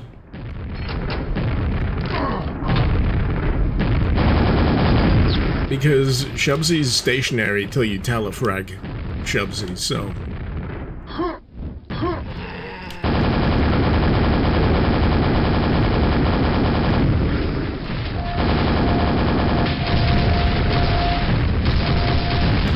Speaking of bosses and just the interesting encounters in general, I've been vaguely interested in fully doing like an actual deep dive into Atomic Heart. Because every time I see anything from that game, it baffles me further. And I'm just like, I don't know what's going on, but I'm just kind of hopelessly entranced by it. Like the fact that the direct translation of like the audio into English was crispy critters. They didn't think maybe we should localize that phrase, but no, they stuck with crispy critters. Is that the Russian game with the twin mecha waifus? Yeah, the mecha waifu ballerina ladies or something, whatever. I still don't know what those are about, if I'm gonna be honest. I don't know anything about Atomic Heart. Other than I played a bit of it, and I was so confused that my brain just didn't want to assimilate any information. It's also the game with the vending machine that is like a tsundere.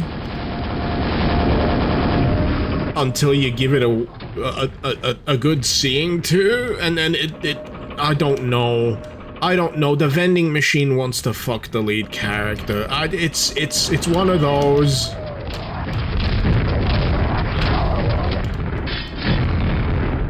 It's one of those games.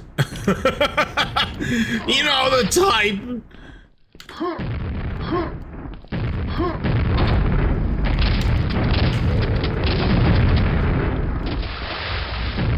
Did that just say the machine is start? I love mistranslations like that. Just after... Oh wait, no, it just said the machine is ready. How do you start it? Right.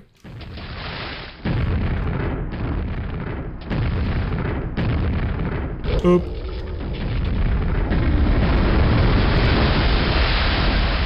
Bikeathon, see you next time, where I once again murder you through a strange sequence of switches and mechanisms. Scavola, the English dub is shit for Atomic Heart. I know, but I still find it really interesting as a result. Crispy Critters, what is that? Is that a direct translation? Jigglenomicon, didn't Sulaco have a sentient vending machine? It's implied that it has sentience, but it doesn't actively try to murder you at some point until you kind of overpower it and it decides that it unconditionally loves you. I mean, it unconditionally loves you and it wants to kill you, but I don't know, man. I don't know. It's video games. Scavola, did I play Brutalist Jam 3? Yes, it should be archived on this here channel. I think, maybe, somewhere. Anyway. Are we now talking about Turbo Overkill? Does that have a sentient vending?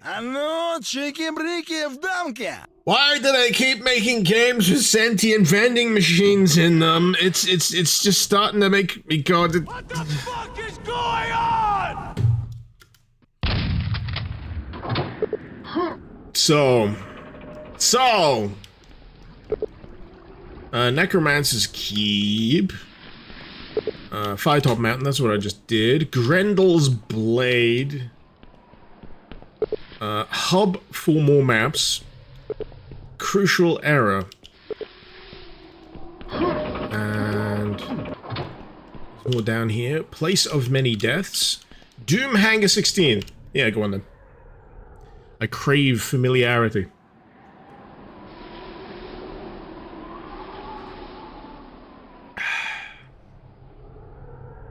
Why couldn't we have a Black Lagoon video game? You'd think that would be ripe for adaptation. Black Lagoon rocks.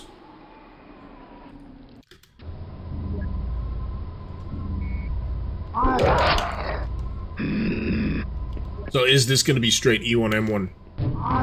Hey, E1M1!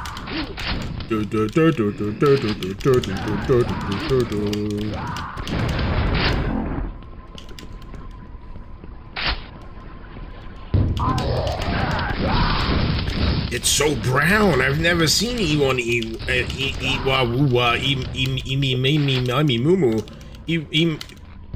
E1M1 this color before.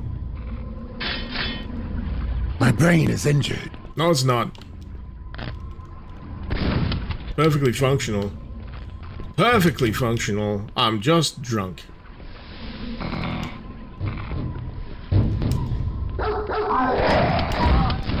Oh, dog's loud.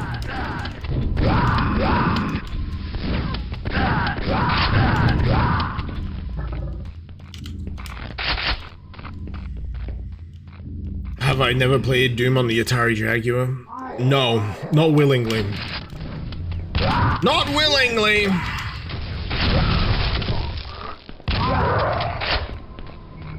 Played it on the Game Boy Advance.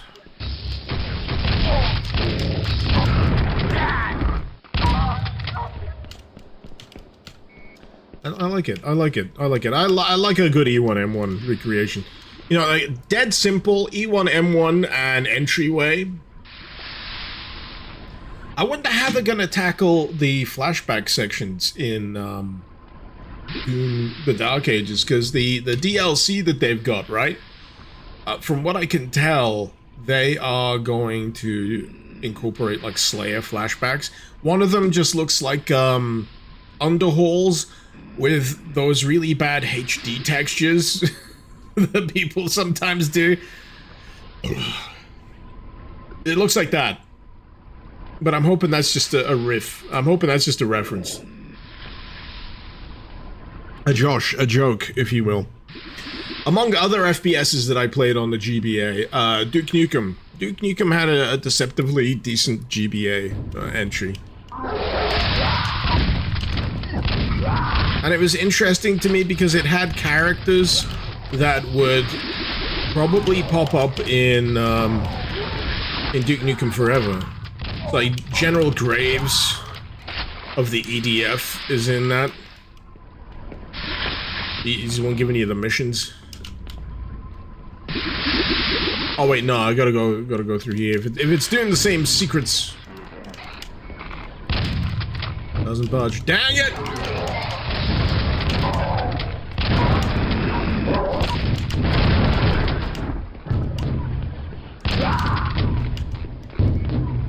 That's where I find out it's not just E1 M1, it's the entirety of Knee Deep in the Dead. Oh, this doesn't descend. Oh. Why not? What do I think about the Steam version of Duke Nukem 3D? That could refer to a number of things, because Duke Nukem has been released in many different forms over the years. Do you mean World Tour? You mean like Gearbox Randy Pitchford version? Not a fan. Not a fan.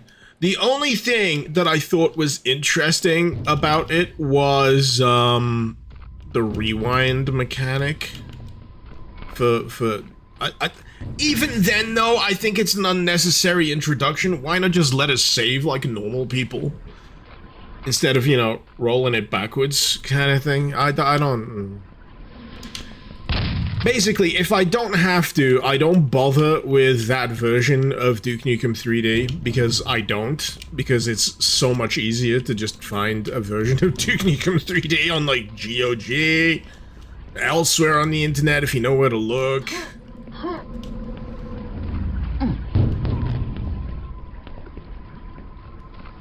Have I played Saints Row? I think I missed a few messages with people asking if I played Saints Row.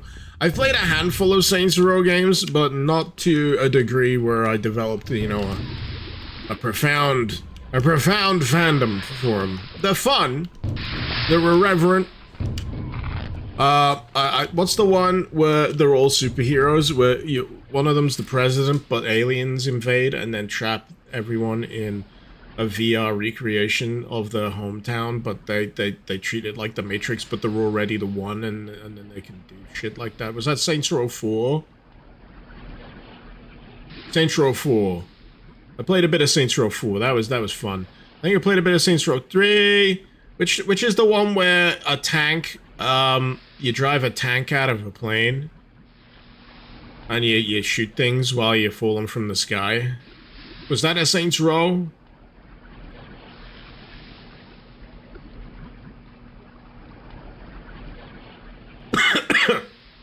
Is one of those. I like how Saints Row gets progressively more ludicrous as it goes along.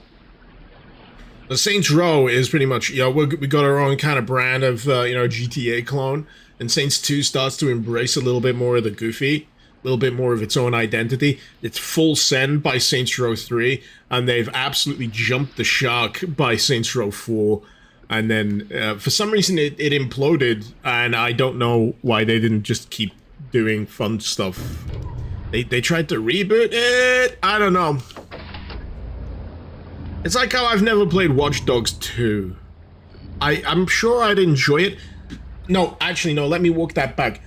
I would have enjoyed it at a certain age, but I've reached a point where I've got precious little time for open world crime style games like that. Not through any personal distaste or anything. I just feel like they're a massive waste of time for me, because I want a more curated, forward, propulsive video game experience. I don't really care too much about the exploration these days. So I did press that, okay. Sorry, I'm completely ignoring the fact that this map is actually doing something interesting to rant about Saints Row here. That doesn't say doesn't budge no more. What gives? What gives?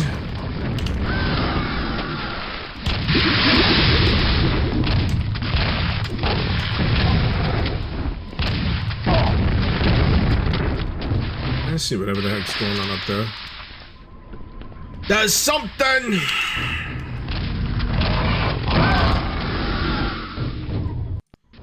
Well.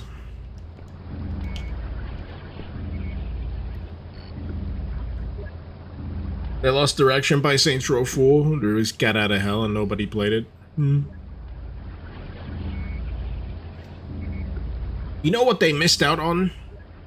They missed out on the remaster train, didn't they?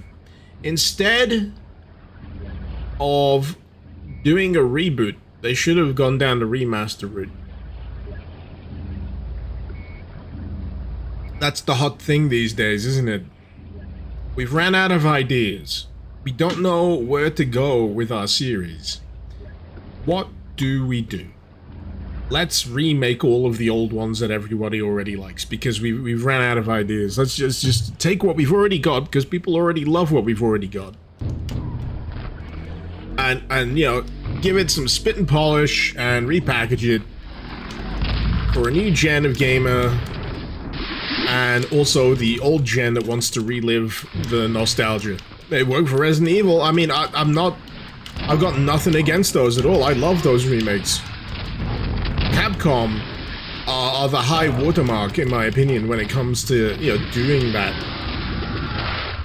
And for people that get a little twisted about these remakes, like, oh, they'll never experience the original, you know, the way it was meant to originally be experienced.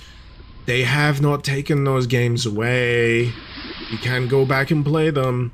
I mean, something that pops up every now and again in my feed is a bunch of dudes getting really torn up about the fact that the Final Fantasy remake and the remaster and Revelations, whatever the fuck it's called, is it's not portraying the characters exactly how they were portrayed in the original game. And I'm like, go play the original game.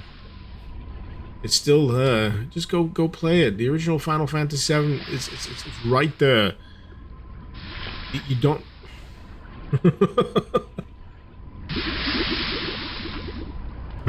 If they let you play the original, then I got no problem. If they take away the ability to experience the original, then we've got problems. Because with that, you're basically erasing video game history. You're erasing the legacy of that development. And I always disagree with that.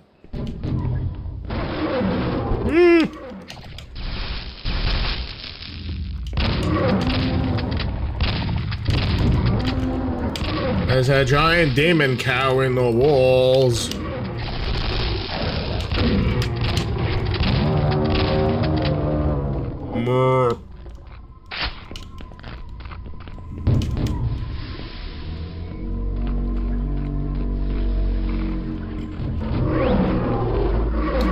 What? Pardon me.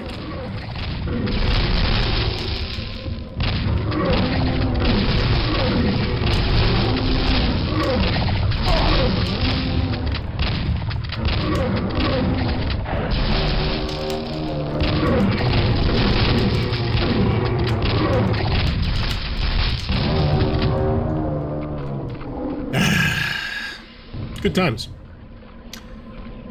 There is no cow level. Is that a Diablo reference? When did they add Hex and 2 monsters? When Arcane Dimensions came out. Whatever that was! I can never get into Hex and 2. I tried. I was at the time, I was like, ooh, 3D! I couldn't. I see like a few people tackle it every now and again, and I'm like, at least you got the time to waste. I do not have the time to waste digging through, let alone Hexen 2, but like Hexen.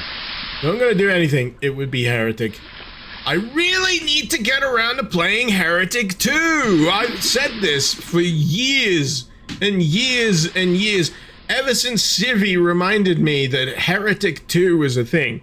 I've wanted to play it. I've just never gotten around to sitting down and doing it.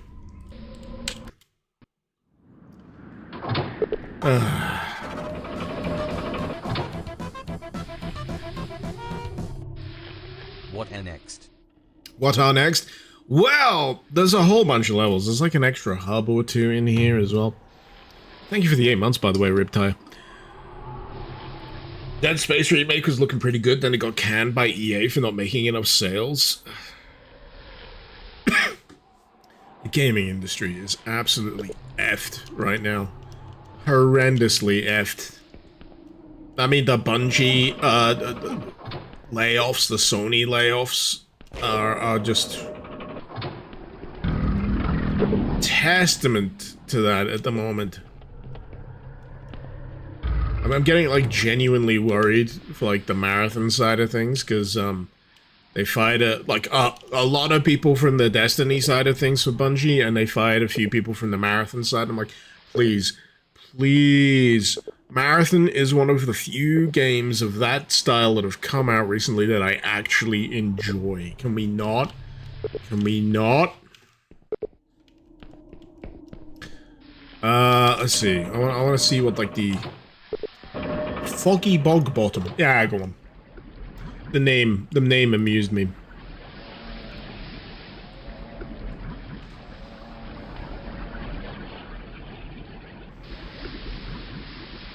Bungie's new CEO stepped down yesterday.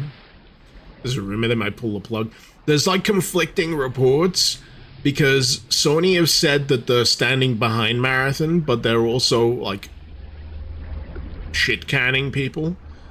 And I'm like, what did Bungie do other than cost Sony millions upon millions of dollars to warrant this behavior? This is the thing that I always come back to with regards to the money that they say that Sony has lost from the Bungie purchase. It's kind of smoke and mirrors, because it's a self-announced number. They haven't... Well, right, okay, let me put it this way. They already spent that money, yeah? They already spent that money on Bungie. And what they're telling everyone is they have internally decided that Bungie was worth a hell of a lot less. They've not really done anything different. They still spent the money in the first place. And now they're saying that they made a bad deal. Okay.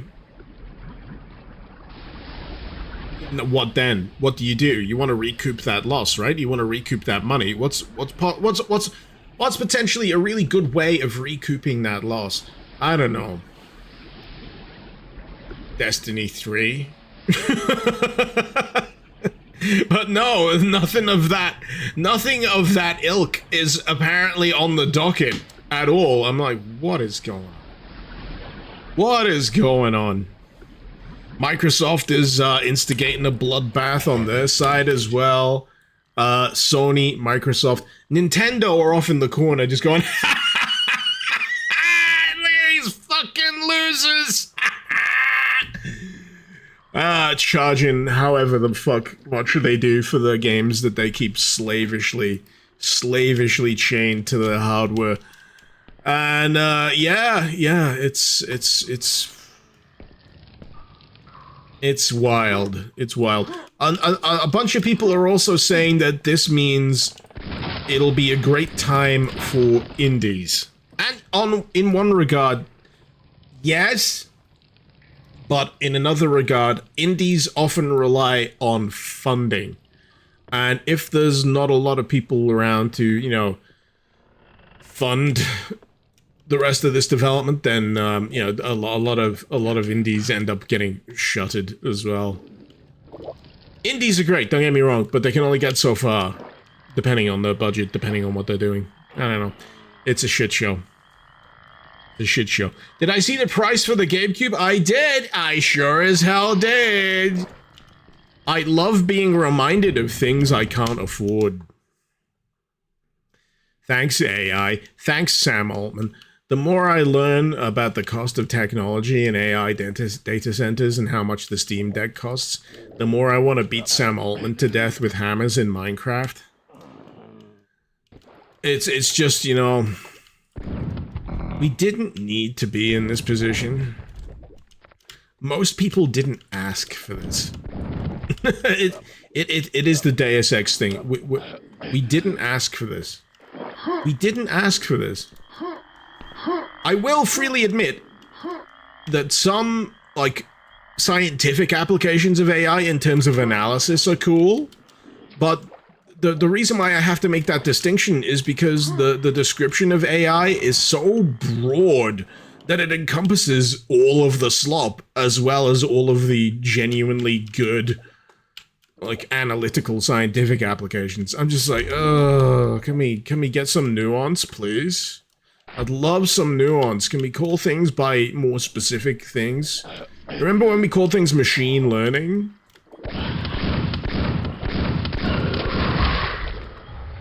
Machine learning was a great thing because it's like, all right, yeah, it kind of implies what it is.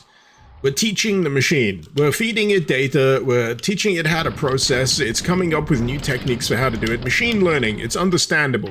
We get the input and the output. We understand what it's for.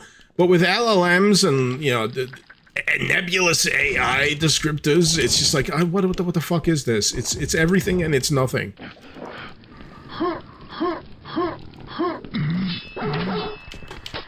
What I'm saying is they've stumbled upon a marketing problem of their own making. And now everyone hates AI. Good.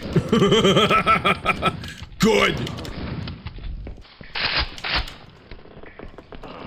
I don't want much.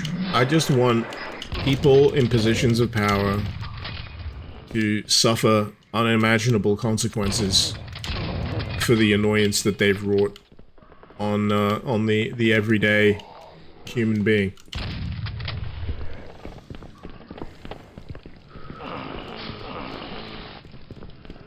AI implosion can't come soon enough. I know. I'm here with bated breath. I'm braced. I'm ready. I've been through this a bunch of times already. A whole generation's been through this a whole bunch of times already. You know, financial crash after financial crash after financial crash, bubble, bubble, bubble. Is it just fucking pop it? Pop the fucking bubble. Just get it over with. Rip off the band-aid, the plaster, the bandage. You know, we're ready. We're tired of seeing these fucks make money off of nothing, while we're often sat doing our, you know, regular-ass jobs, or, you know, streaming for friggin' pennies on the hour. While these assholes pump out endless fucking slob. Hell, they're probably training one on me as we speak. Not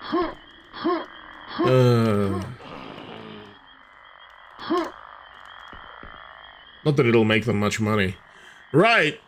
You know, the only thing I can really, you know, take solace in is that in the meantime, any companies that have blindly signed up on the hype train of AI are now discovering that it costs so much more money to actually use it than it would have cost to just keep the people doing the work in the first place who know how to do it, who trained how to do it, who you know, are diligent, make it their point of pride to do it. Instead, they're like, no, you gotta spend tokens. It's on the company docket. You gotta dedicate a portion of your time to implementing AI in your daily workflow. It's mandatory. It's company policy. Now it's the era of malicious compliance, where it costs so much friggin' money to spend these AI tokens that it's just like, do everything, just because it might possibly bankrupt the company. And that makes me smile. A little nugget of joy in this vindictive cycle of heck, and this guy's just fucking vibing. I wish I could be this. I just want to do this. I'm gonna get another beer. Also, I have played the Time Tripper sequel. It is standalone. It is awesome. It's also the most complicated thing that I've experienced of late in terms of how many layers there are to it. And dang, it's the secret hunting in that mod. A friggin' ARCANE. The name is called End of Star Child for anyone interested. It's good. It's good. I'm gonna get more beer.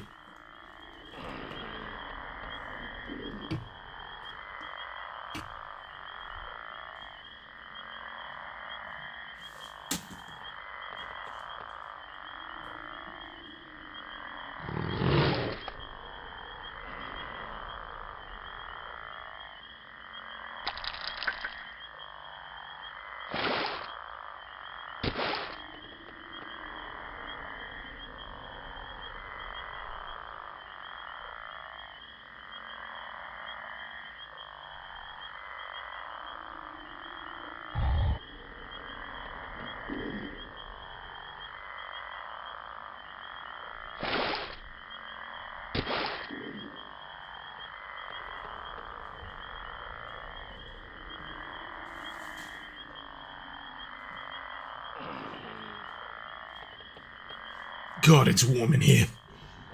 Good grief. Go out into the hallway, I'm like, oh, it's pretty pleasant. Then I come back in this room, it's like, oh. Is that a fishing rod? You darn tootin'. You darn tootin', it's a fishing rod. Satan inside, the vision of a bright future is an AI Icarus doing the playing and streaming so the real Icarus can finally work all his time in the soul-crossing warehouse job. This is... I did this so I don't have to work the friggin' warehouse job. That's the whole reason why I'm doing this, so I never have to work retail ever again.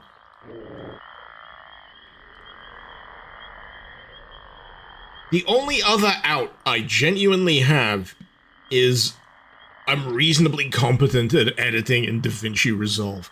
That's my fallback. If I can fall back on that and say, you know what, I'm just gonna go do that full time. Sure, whatever. But outside of that, oh my god, it's back to the retail mines. Anyway, I'm not gonna bother this fella. He's just fishing. He's just fishing. He's not even bothered. And I am in his swamp. What if I get caught by him? He's got a little Quake symbol lure! Look at that! That's adorable! That's adorable. I love you, fishing ogre. I love you unconditionally. We must protect.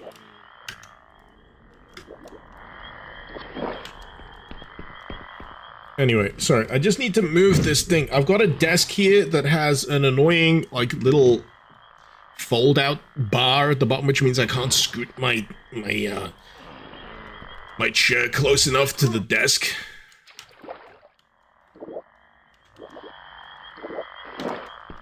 Also, I am using a better chair. Yesterday, while I was testing this setup out, I was using a wooden kitchen chair. Would not recommend. I have subsequently dragged my office chair down from the attic. Much better. Still gets a bit swampy. But hey. Them's the breaks. What opened? Oh. Oh. Ah! Fuck me. Jesus Christ. Who did that? Sadrax? You're a fucking asshole. That was right on the button. That was right on the button. Oh.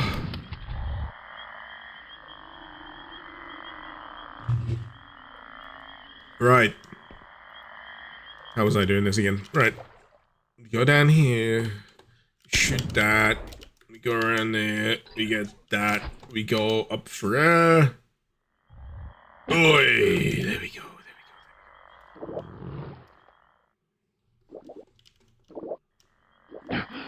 Cool. So, now we no longer need to bother the fishing ogre? I don't want to bother the fishing ogre. This is his swamp. He gets to stay here.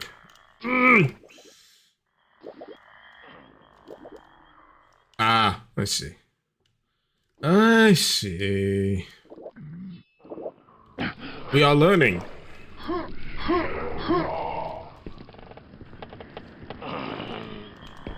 Hearing noises. I'm hearing voices! They speak to me.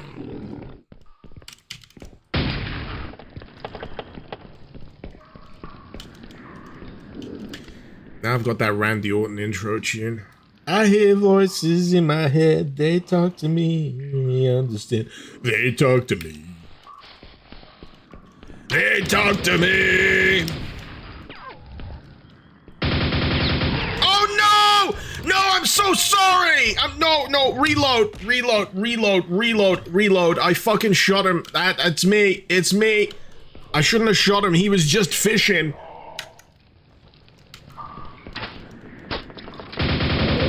It's just... It was instinctual. It was instinctual. He looks the same as the other ogres.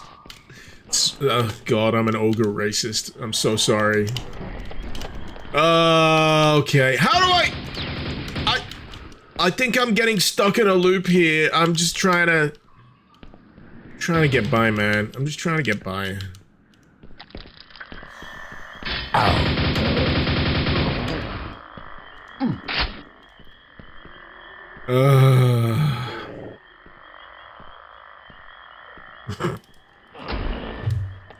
It's all ogre now. It's all ogre now.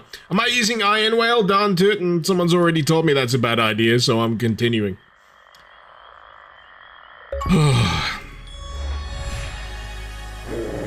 He had a family. I'm sorry! How many times do I need to say it? I reloaded the save file! I reloaded the save file. I mean, that does not absolve me from my sins. I know.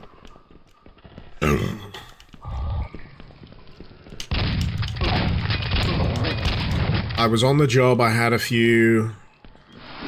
I thought he was up to no good. He was just fishing.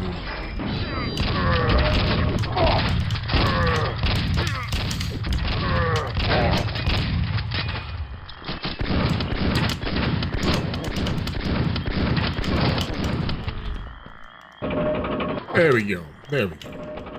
Wait, no, this is not where I want to go. I'm tired of this fucking section. I want to go somewhere else. Hey, enemies.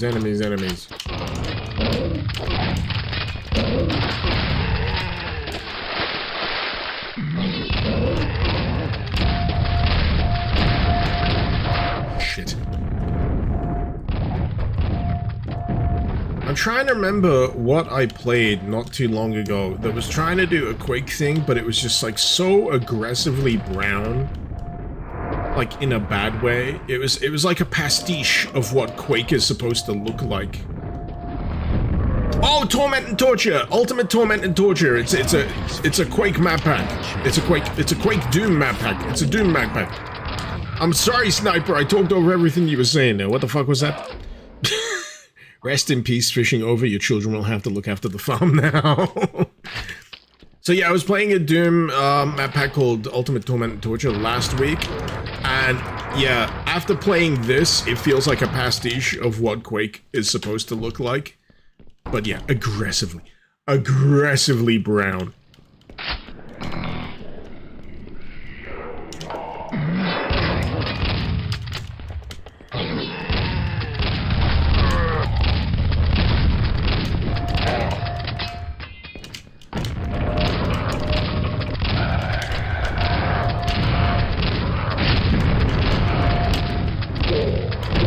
Oh, as a hint as well for anyone that's here, now that you're all assembled, I do have like some further Quake-related stuff going up on the channel this evening after this stream is over. So I'd love it a million if you stop by for that kind of stuff. But I was playing a Quake thing for the 30th that I've not mentioned yet, that I think has aged like milk, but I was fascinated by like the deep dive that I went on in terms of, you know, where it came from, the reasons why it is the way it is. But yeah, there will be more Quake. There will be more Quake. For those of you who don't want to have to sit through an entire goddamn stream. And I know there's a few of you. There's literally dozens of you.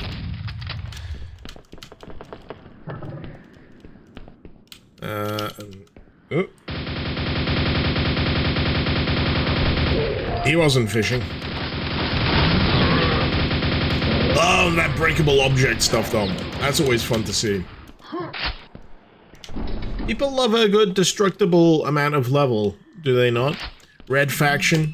Red Faction was good shit. Red Faction 2, not so much. Red Faction Guerrilla was a lot of fun. Wasn't an FPS no more. And then they did another Red Faction that I didn't play, but I recall there was a weapon where you held a unicorn and shot rainbows out of its asshole.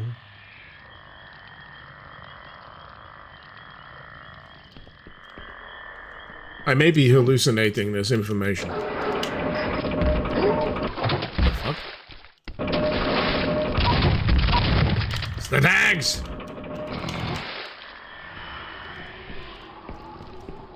I like tags. Oh. Oh. I think I have lost the thread. I'm trying to figure out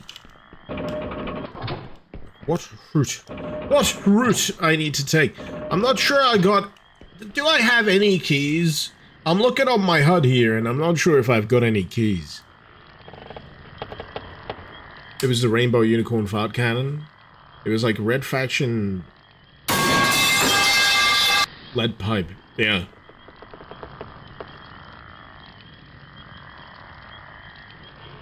Do all of the Red Faction games take place on Mars? No! Red Faction 2 makes an exception. Jiggle, do I see that Europe has to choose between AI and climate article? What? That's like, it's me or your beloved dog that stood by you for 15 years before I even come along kind of argument.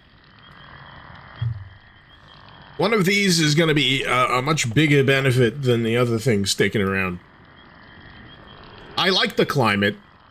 You know, it might get a bit hot sometimes, but the thing about the climate, it's kind of how we can breathe and shit. I'd much prefer maintaining that than putting things in place that actively make that worse. Just as a matter of course, you know? Just as a matter of course. If at all possible, I would like to mitigate any circumstances that would cause the climate to go wrong.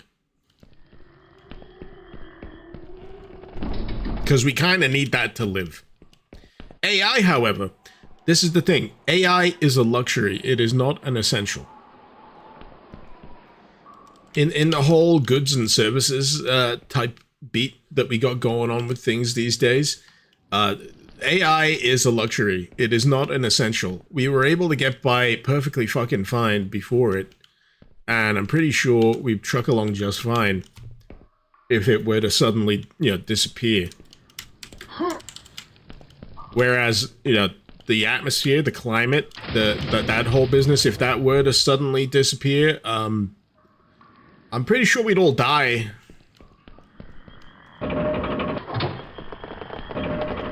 Yeah. I've killed 62 out of 418 enemies. There's 418 enemies on this map. Where are they hiding? Where are they at? Where are they at? Point me at them.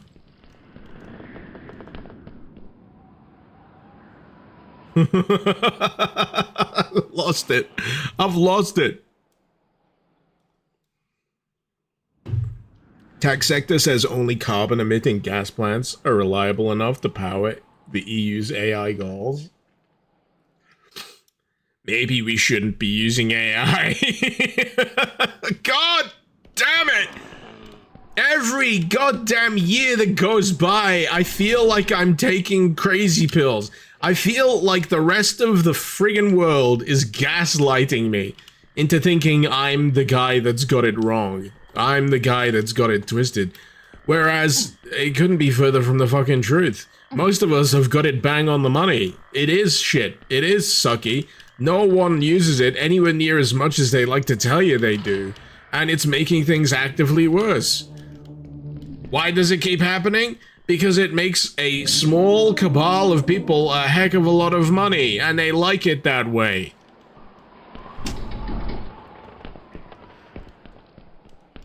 Not to get, you know, too revolutionary on us here, but they want to keep us poor and they want to keep themselves rich. And boy, am I feeling relatively poor compared to, you know, preceding pre-AI years. This level is causing me to crash the fuck out. I'm starting to want to put the Che Guevara hat on here. I might give this a skip because I got no friggin' visual clues as to where I need to go next. I've done a bit. I've been up, I've been down to Chinatown. I'm trying to listen out for enemies. making grunty noises, but the nearest one I can think of is the guy who's just chilling and having a fish. So I don't think that's me. I don't think that's me. Definitely not me. Guess I'll drown. How do I exit this map? Any Quake long-timers here in chat? Can you tell me a nice, humane way of getting my character back to the hub, please? I do not know, because I, as my hat says, smart. SMRT.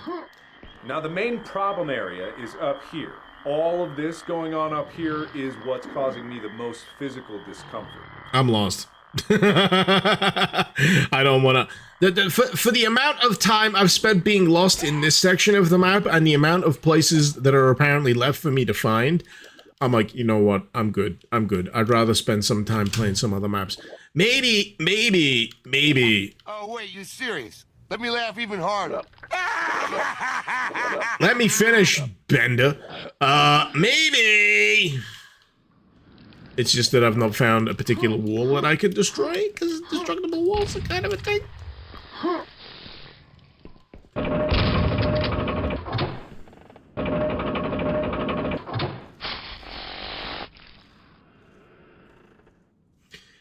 Bert's actually missed pre-COVID.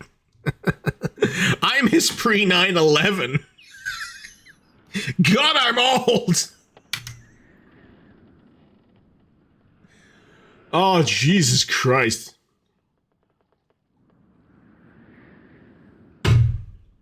Oh. Yeah, I'm making no progress right now.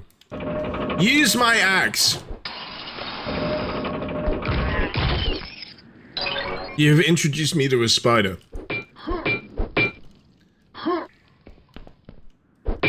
I mean, it worked on that one window. What are next? What up? How?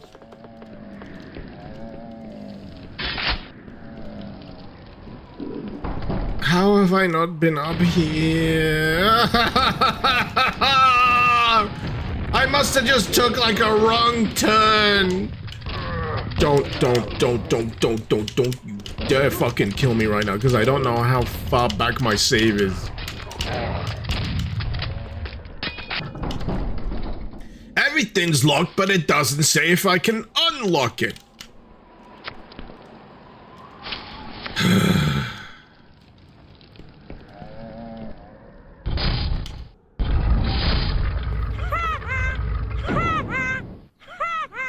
Don't you laugh at chat. Only I may laugh at chat. How dare you? Go sit in the naughty step and think about what you've done. That's more like it.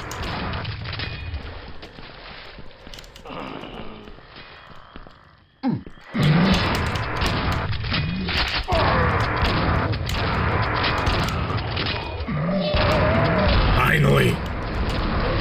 Murder. Violence. Catharsis.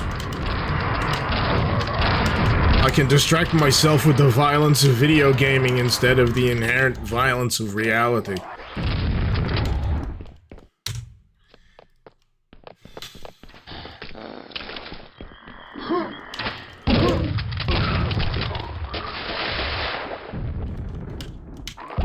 Fish!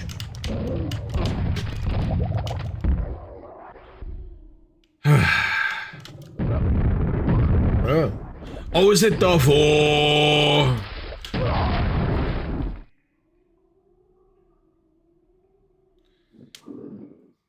It was the four. It was the four.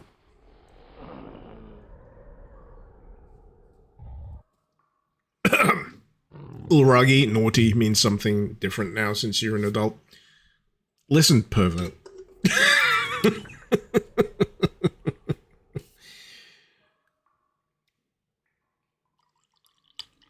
Clearly, you're not a parent.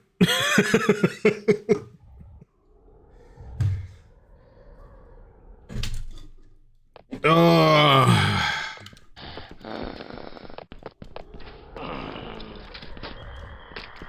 Like I said, fair.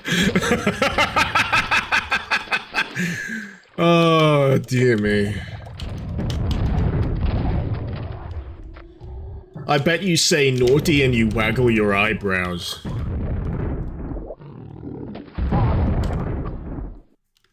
I bet you have, like, a bar of chocolate and say you're feeling a bit naughty because you're not supposed to.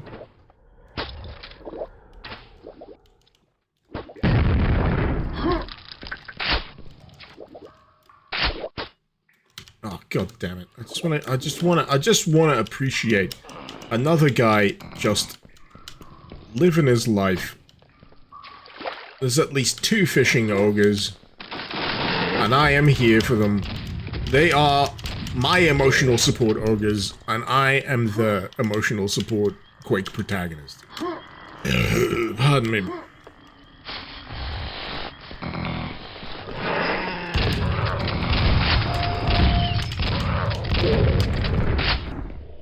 Okie dokie.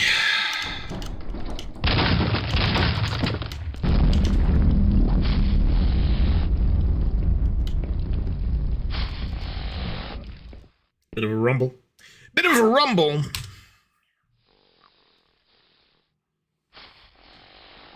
Vertex parents in this economy. I know.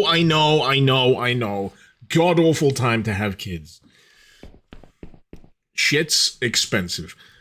RuneQuest! Isn't that a video game?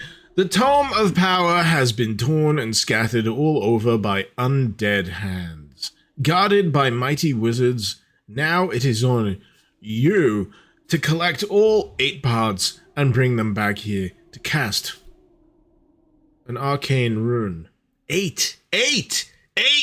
There was 8 friggin' things I needed to collect in the other map that was much prettier than... Sorry, I'm being vindictive. That first map was astoundingly pretty, though.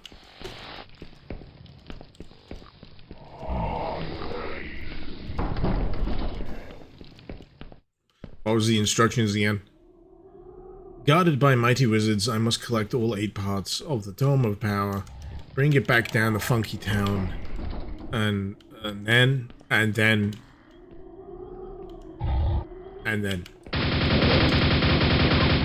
like how I hid and I still managed to get shot by that friggin' arrow.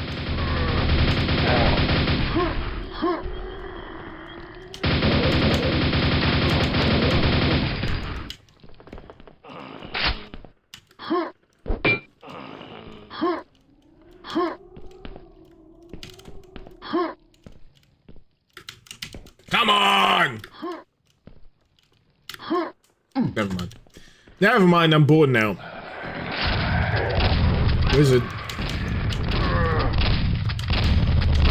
That wizard came from the moon.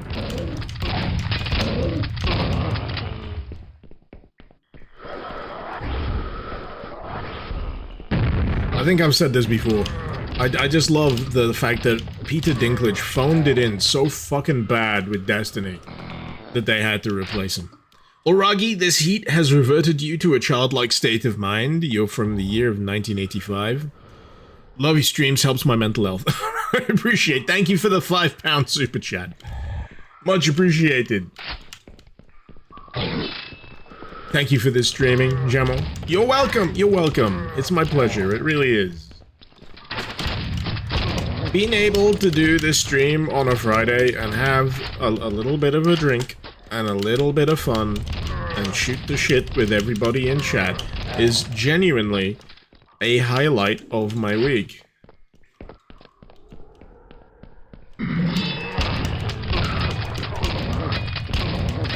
I just wish it was more financially, you know, viable. in this day and age, you know, it's hard to get by as it is, yeah, but with these niche proto entertainment pursuits don't always, you know, keep the lights on. It's a shame. It's a shame.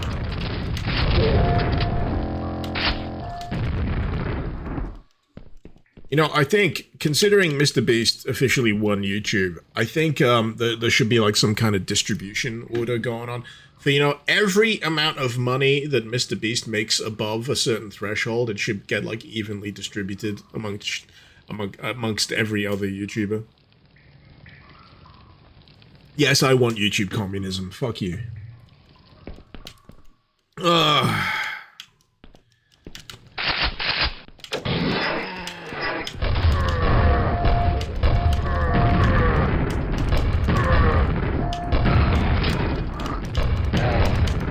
There used to be like a disparaging joke about luxury gay space communism back in the day, and every time it came up, I was like, but that sounds really nice. That sounds like a fantastic way to live. I think it was in reference to Star Trek.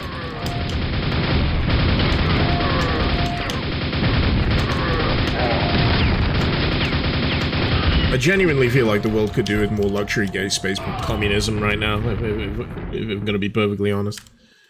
I think a lot of people would be a lot happier.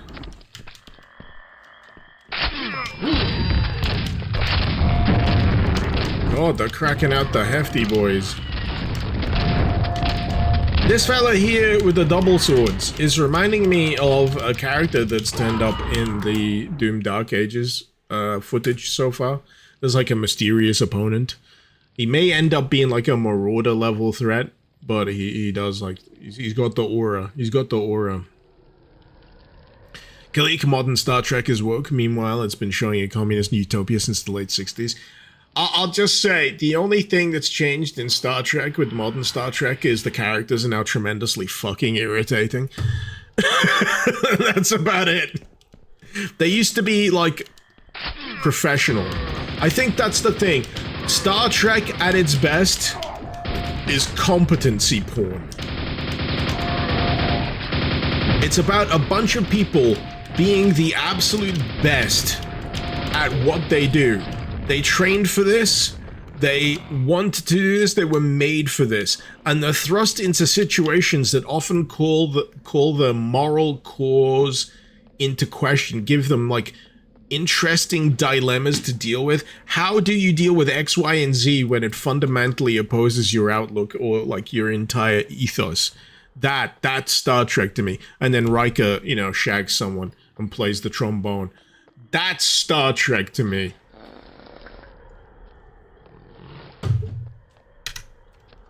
Modern Star Trek, I've not quite been able to get behind it. I mean, if you enjoy it, I'm not gonna hold it against you. It's just not for me no more. No, right, I will give you like one caveat in terms of modern Star Trek that I've watched, and it kind of made me feel happy. It was the last series of Star Trek Picard. And this'll tell you volumes. The last series of Star Trek Picard didn't have the same, I think, showrunner as the first two seasons, and you could almost watch it independently as its own thing. You don't have to watch the first two seasons of Picard to go watch the third season of Picard. You could maybe, like, do a little bit of searching to fill in the blanks of what the fuck's going on with Jean-Luc at this point. But beyond that, if you want that nice little warm hug of the old crew of TNG getting together and having one last adventure, Season 3 of Star Trek Picard's actually really nice. But, yeah, I just wish they would have run with that showrunner for the entirety. That third season showrunner's making a new sci-fi show, but you can't remember what.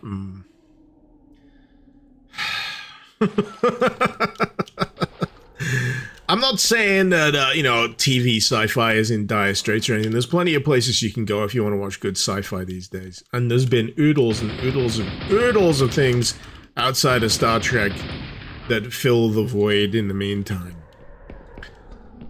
But yeah, at the moment, when it comes to Star Trek as a thing, nah. I'm good. I'm good. There's plenty of other things I could be watching.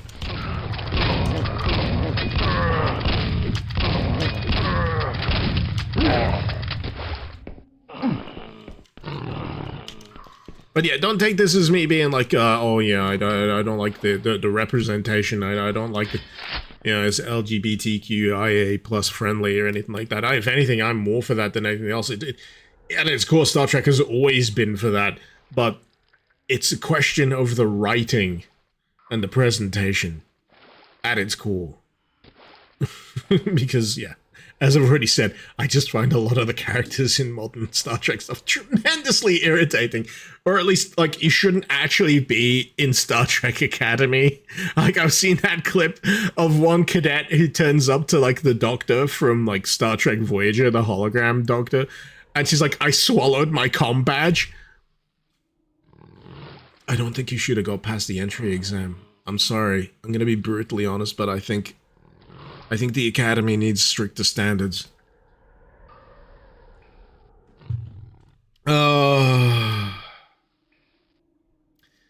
Anyway, I'm still playing this level, aren't I? I'm still playing this level! I've killed 134 out of 418 enemies.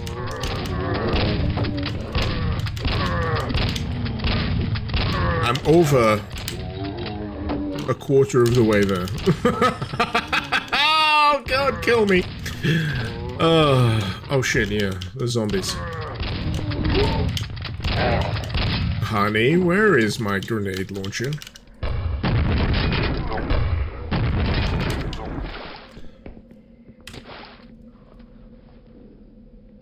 But yeah, I mean, personally, I grew up on like TNG. TNG is my core Star Trek. You know, for those of you that grew up on like Shatner Star Trek, yeah, there's a lot of charm to Shatner Star Trek. Oh, DS9 is peak.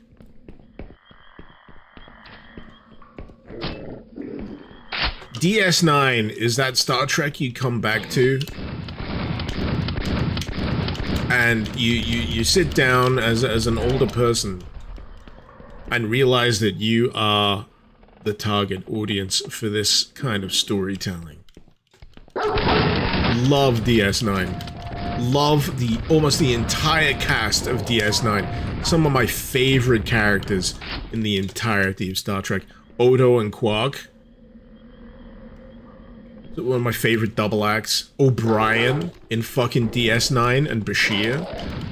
Fucking great. Bashir and Garak.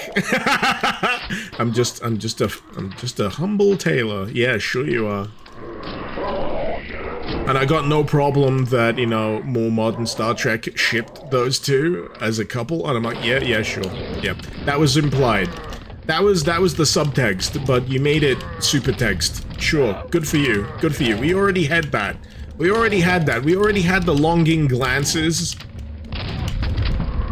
We already had the longing glances, the innuendos. We already had it. It was subtle, it was classy, but you had to write it large. You know what? If you need that, good for you. Sure. I was already there a decade or so ago.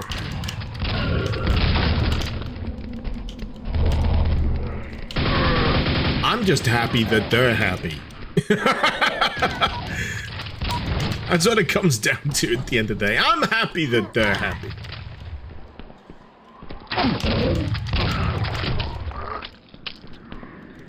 And what is a great character other than a character that you want to see do well and succeed and thrive?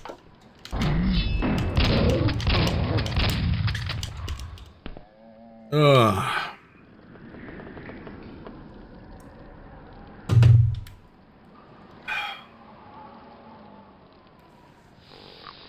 Quark is hot. I bet you'd love to rub his lobes.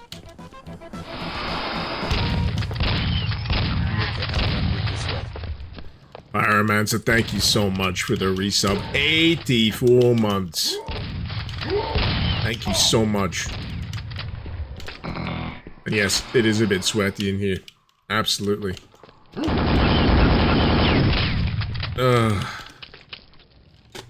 Any more spiders?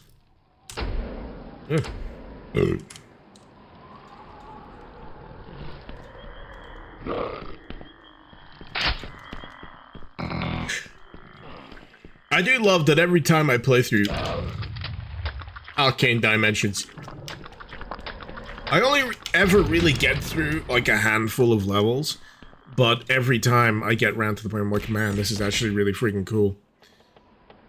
All the time.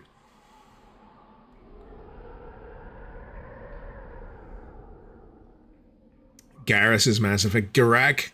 Did I say Garrus? I have been playing Mass Effect recently.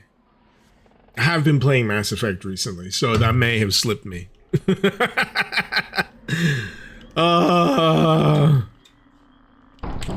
Thanatos, thank you so much for the sub there. Not sure if it's a resub. Appreciate all the same.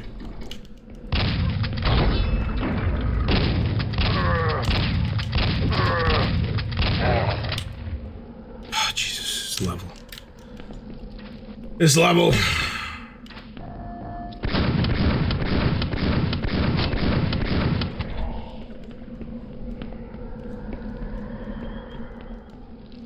So vertical. Vertigious. In other words, beginning with V.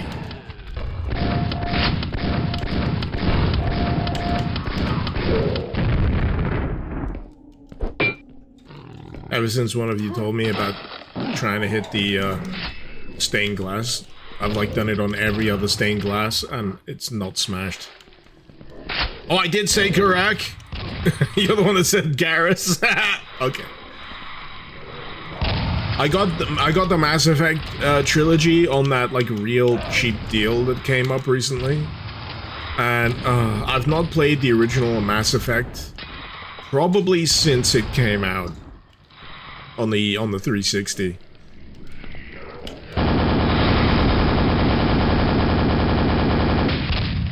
And God, when you want to kind of experience like how game design has aged or changed over a period, you know, even in like the 2000s, and going back to the original Mass Effect, it's like, God, I don't know how I put up with some of this design. I don't know how I put up with some of this game design back in the day.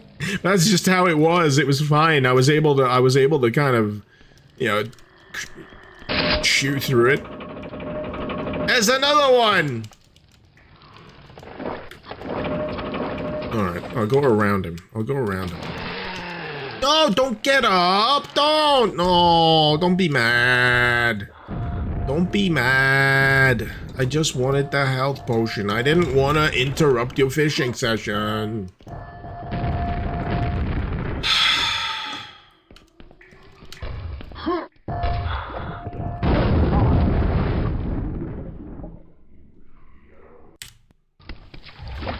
Oh, it saved just as he fucking... Oh. That sucks. That sucks.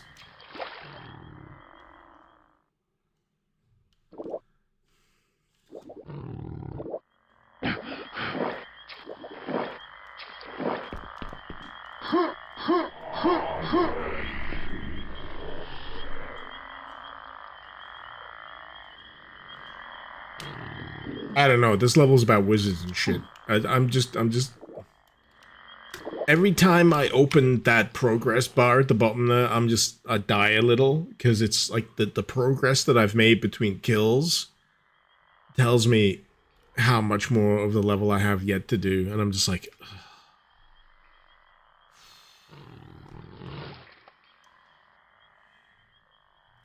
The first Mass Effect is hard to play, even the remaster. Yeah, I'm experiencing that in real time. I got back to like the Citadel, and I'm just like, oh my God, this is hard to play.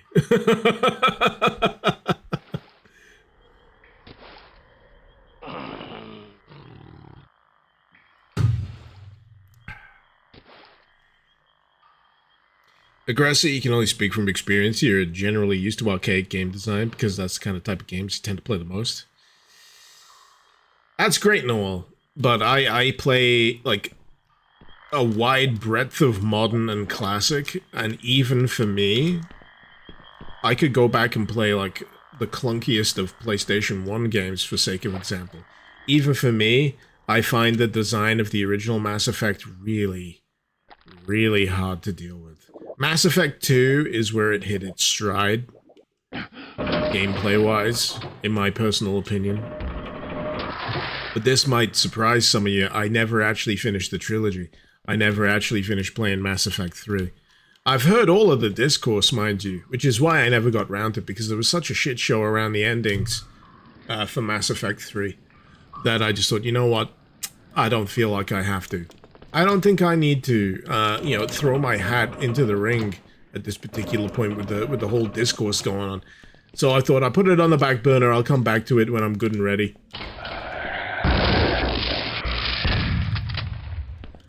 And I feel like I'm good and ready.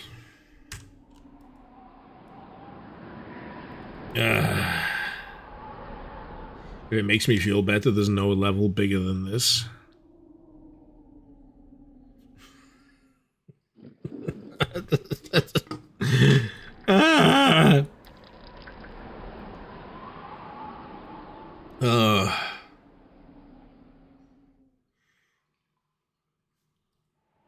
Right.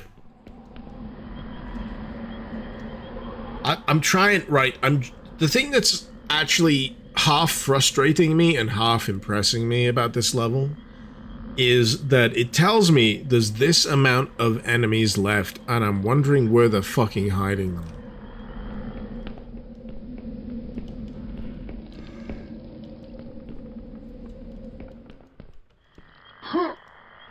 Genuinely, where are you hiding them? Where do they fit?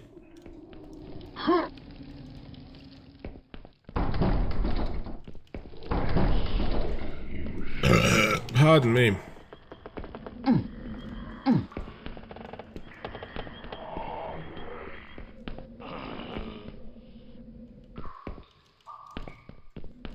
Because it's such a tangled level.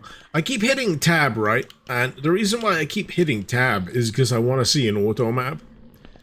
Not for sake of figuring out what direction I'm going, but mainly just to look at the construction of the place. Oh boy. Tired of these locked doors though, man.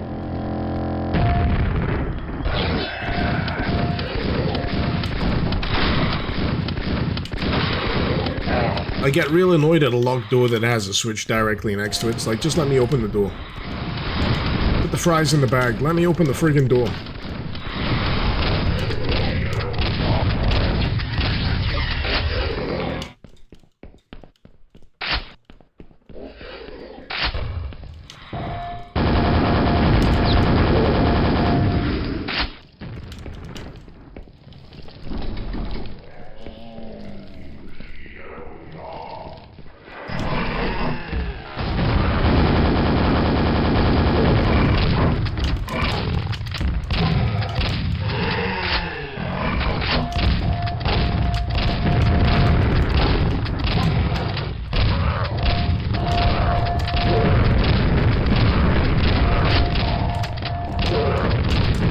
Goes all the way down.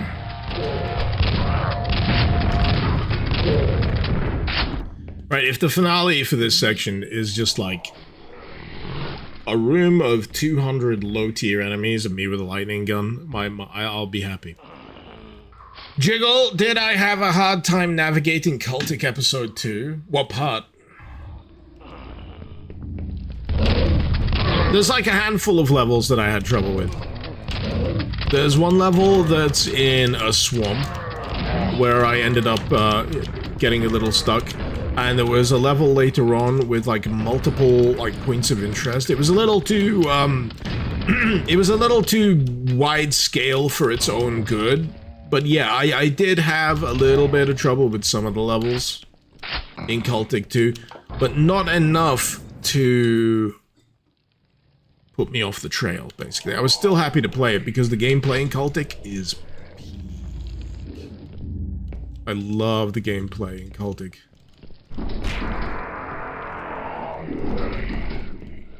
It feels like Boom Shoot version of Resi 4.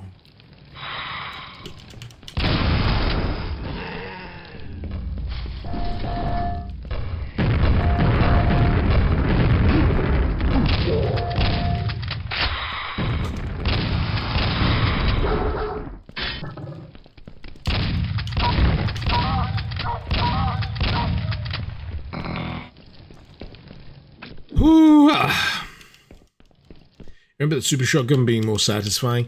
There is the triple shotgun, you're probably thinking of that.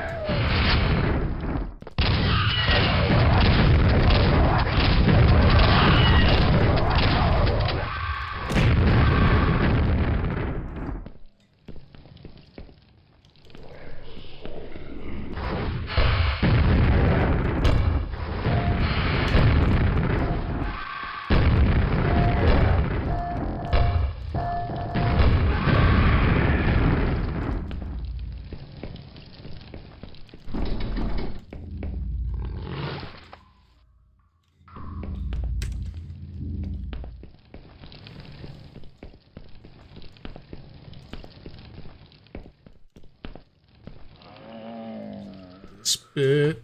Yes.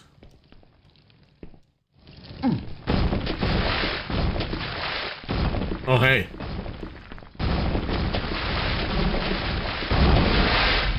Oh, hey. I mean, it'd be rude not to. It'd be rude not to.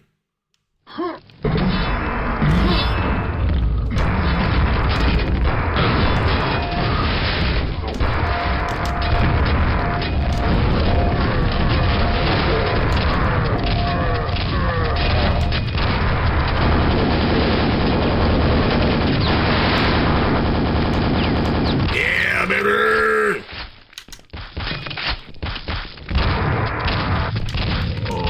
Yes!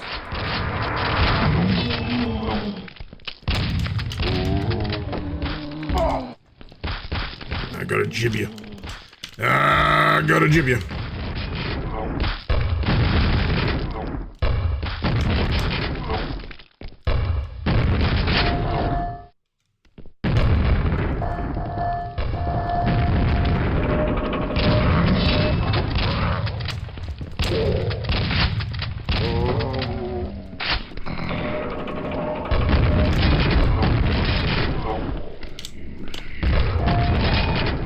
Oh, zombie nights. They're a bit of a pickle to deal with. They got all the benefits of the regular night. Only that they're now zombies and undead. And you gotta jib them. And make them go the F away. Shadowman, you thought of an idea for your levels if you ever designed Doom levels. Doors that are locked can be unlocked, while doors that can't be opened, nothing beyond them are labeled door sealed. Let me read that again, because I'm having a stroke. Thought of an idea for my levels if I ever designed Doom levels. Doors that are locked can be unlocked, while the doors can't be opened are sealed. I'd say go even more literal than that. Assume that the player is dumb, but dumber than that. Me.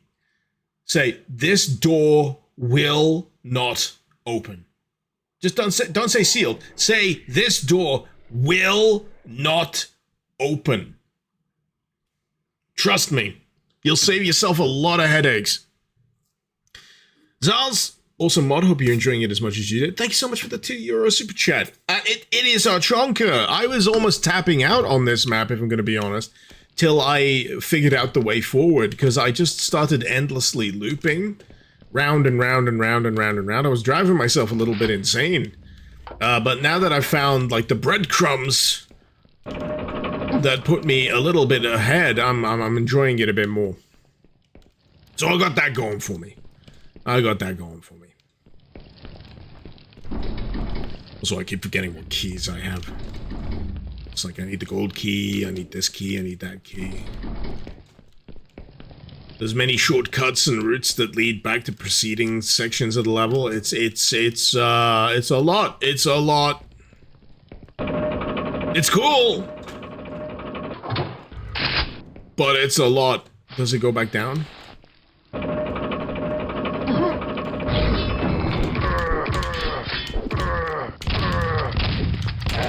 There we go.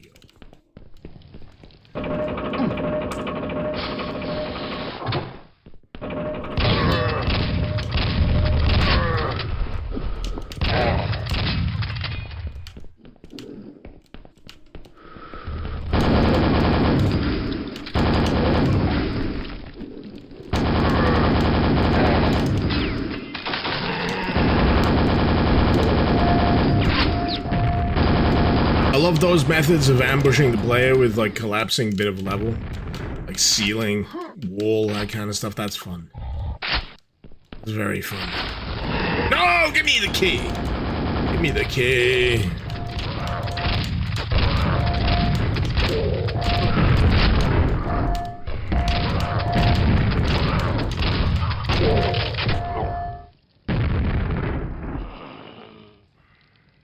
It's like I saw the mace swinging in slow motion. Just... Whoa.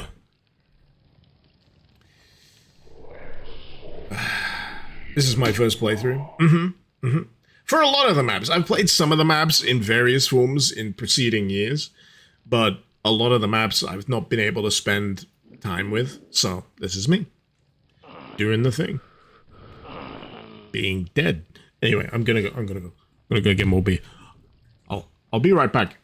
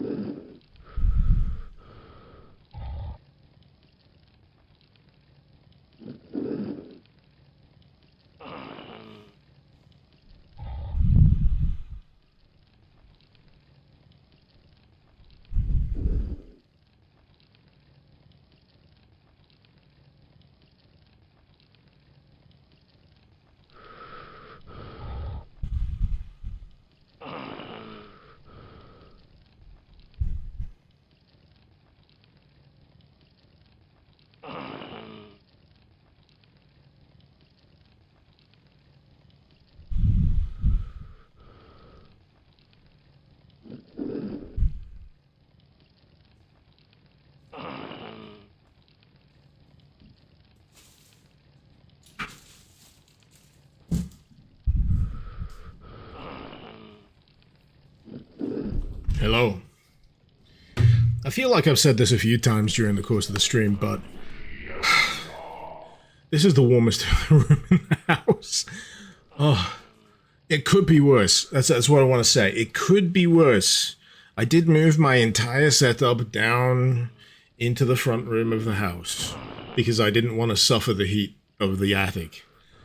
And I think the point of reference is the fact that it's still warm as heck down here.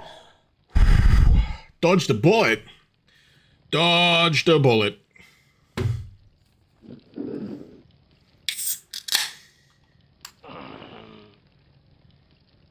Would love to see the size of this place in the level editor. Crack it open in trench broom or something like that.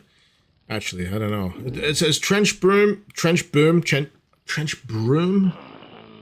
Trench boom. Is it trench boom? Yeah. Anyway, yeah, depending on what version of trench boom it is, you could open it up in trench boom. Have a look at it that way.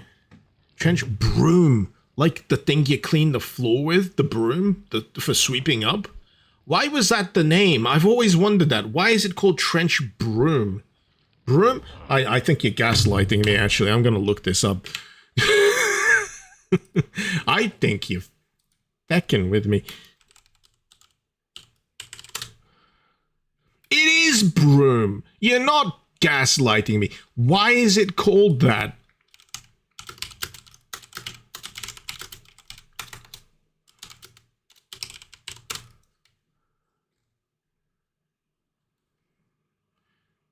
Oh, after a gun.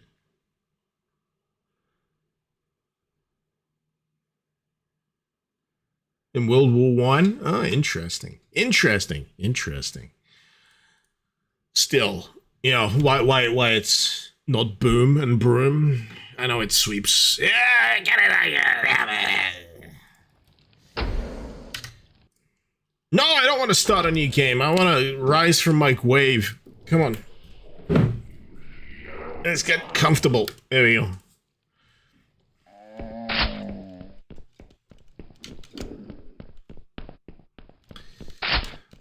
Broom is a giant brush and maps use brushes. Oh, I guess.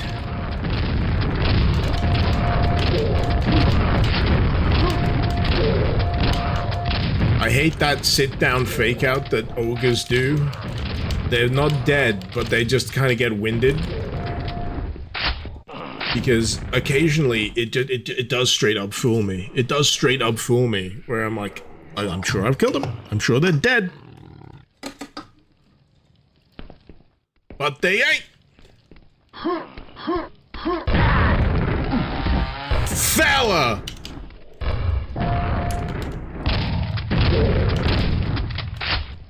I was about to make an observation. I was about to say, I appreciate this arrow. I appreciate this arrow. It's a good arrow. It's necessary.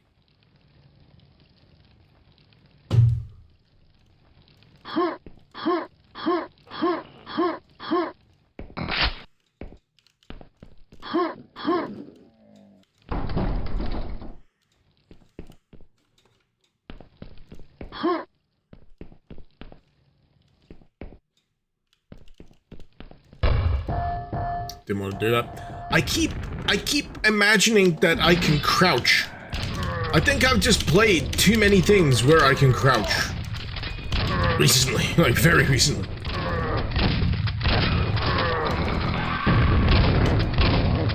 What have I been playing most recently?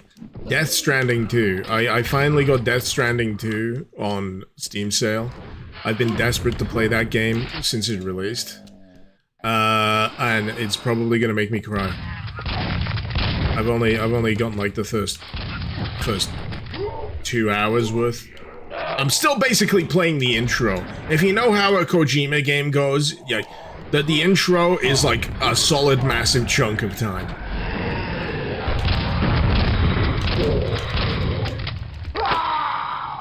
But yeah, I love me that walking sim. I love me that walking sim.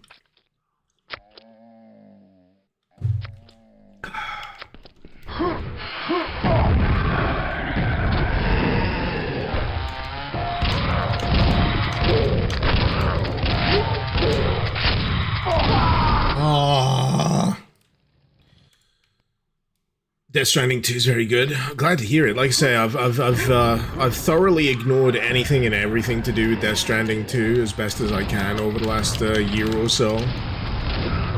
And yeah, I'm ready. My body is ready. I played the first Death Stranding at a very formative time in my adult life. Basically, I was playing it around about or shortly before the birth of my first child. I knew I was going to be a dad. And it hit in a way that fucking destroyed me in a few different ways. And the reason why I haven't played Death Stranding 2 is that I have gone on to have more children, and I am fully prepared for Death Stranding 2 to destroy me in a few more ways. It's like, I couldn't deal with fucking Resident Evil Village. Because it had such a friggin' wacky and downright macabre setup for the MacGuffin.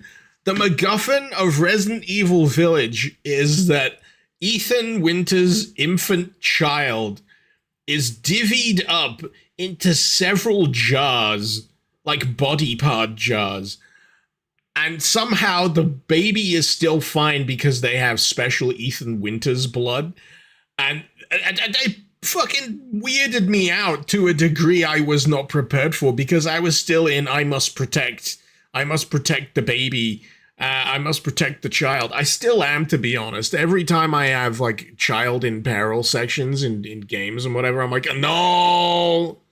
No, I can't deal with this shit. It really... they stole the premise from Akira, kind of. But Akira was technically dead, spoilers. And they just, after he died, they put his body parts into jars. But the thing with Resident Evil Village is the baby was alive. Still is alive, continues to be alive, but is also in several handy-dandy jars that are spread across all of the boss characters. you have to collect them all! It's Pokemon, but baby body parts! And, Jesus Christ. It's funny how certain things affect you in ways you don't anticipate emotionally.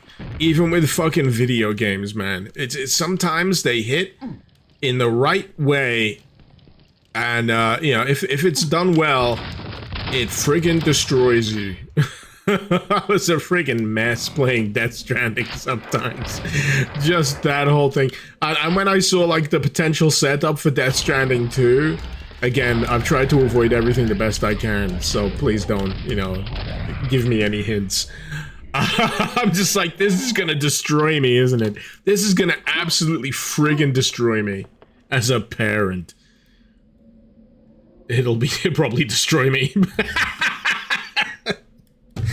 Oh.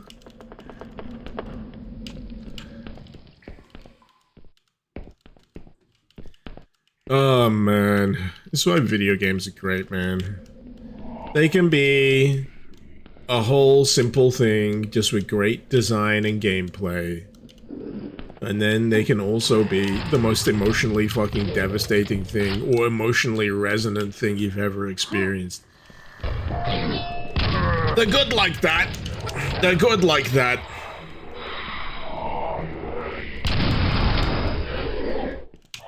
Oh, that's the wizard. I see you. You're just in a dark corner. I'm seeing the other totem. The other tome.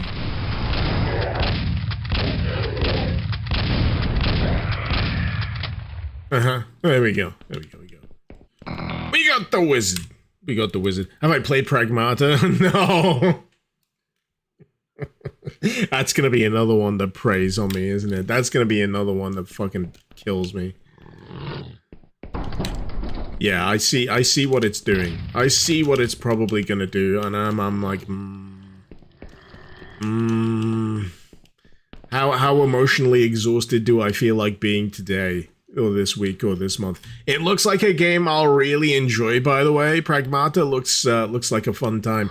I've heard it described as a video game, which sounds great to me.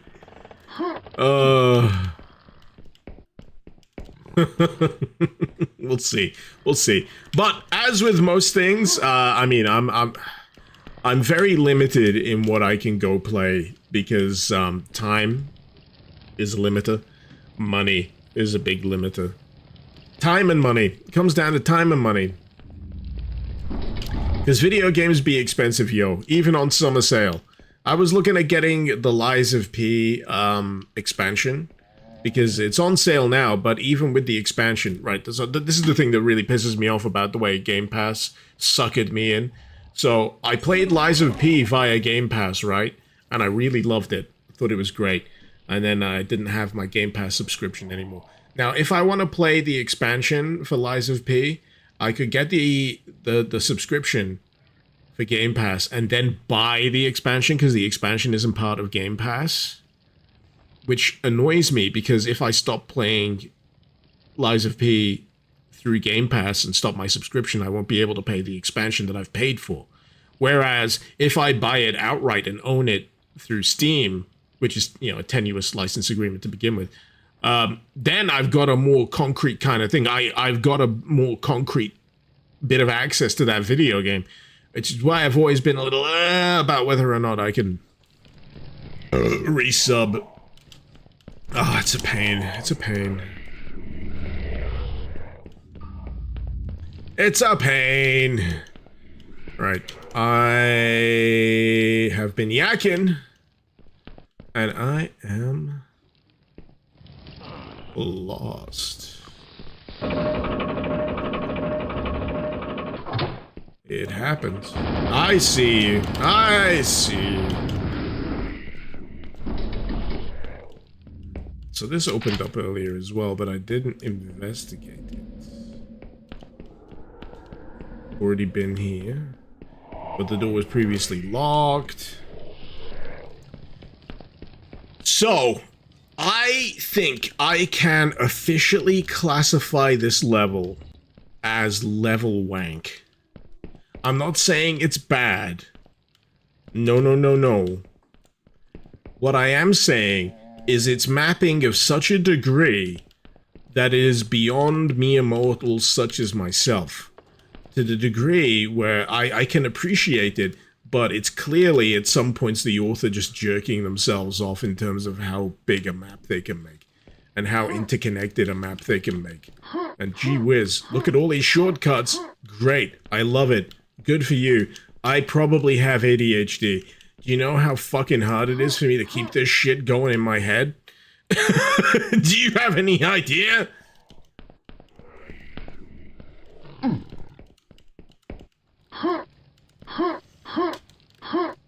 You wonder if I can import my Lies of P saves into the Steam version? God, that'd be handy. That would be handy. That would be handy. This is the last point of the level, right, where I remember having any progress. So, how many enemies did I kill? 296! I'm still so far from getting to any reasonable finale.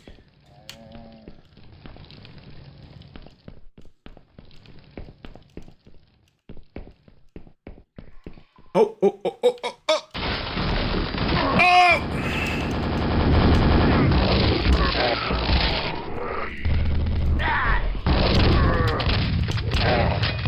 I found it! I must have took a wrong turn. This is a hallmark of level wank, by the way. A hallmark of level wank is if you take the wrong turn or decide to backtrack a little bit, you lose the thread. The thread just freaking evaporates, and you got to do a lot of detective work to get back to the trail. The reason for this is a level wank style level is utterly and completely cohesive and logical and straightforward and makes sense in the author's head until they get hit with a pipe, and then we have to deal with the rest of it.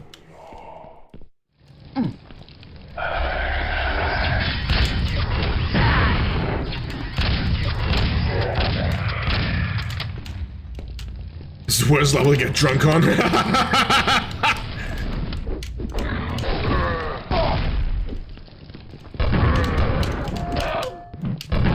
There's no space! There's no space! Yeah, you fall over. You best fall over.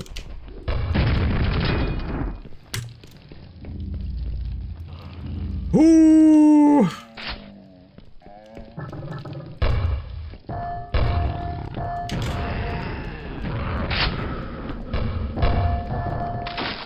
The end is near. My end! I can practically see the mustache twirling from this distance.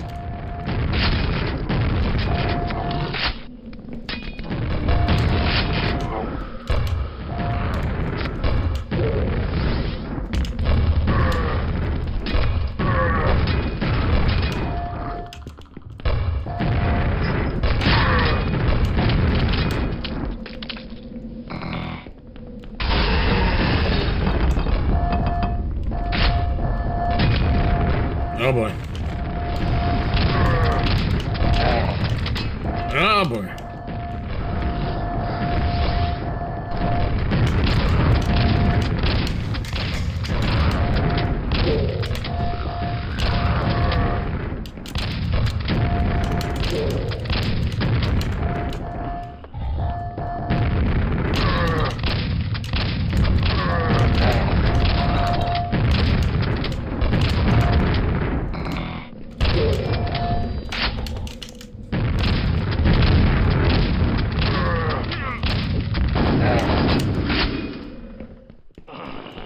We there yet?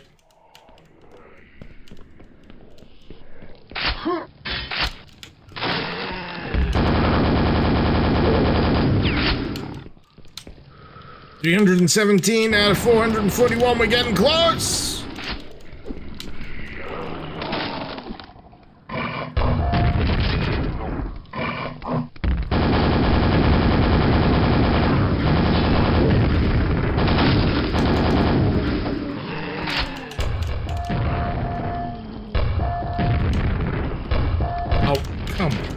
Come on! Oh, I thought I was gonna have a nice little easy jib there, and then... No! Dodged it twice. Dodged it twice. Ooh.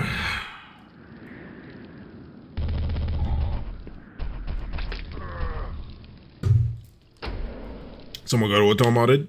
Let me check. Let me check. Let me check. Auto mod won't let you use orgasm. Why did it? Oh, I'm sorry. I gotta bring this up. So, Jigglenomicon, you got auto modded because you typoed in the most hilarious fucking way. Shadow of the Erd Tree, you wanted to say isn't even discounted, but you managed to spell discunted.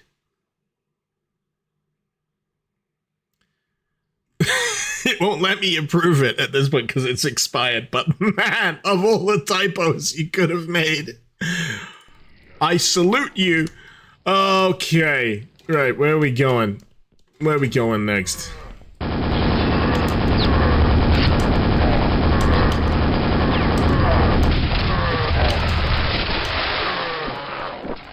It's funny how, you know, I can like recount these things in the live stream. You know what? It's because I have context. I have context. The auto mod don't have context. I can read into these things.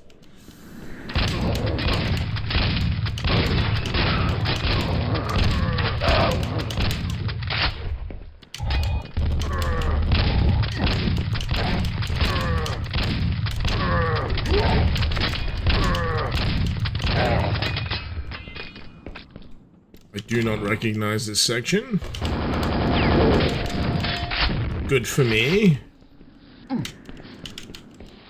It's progress.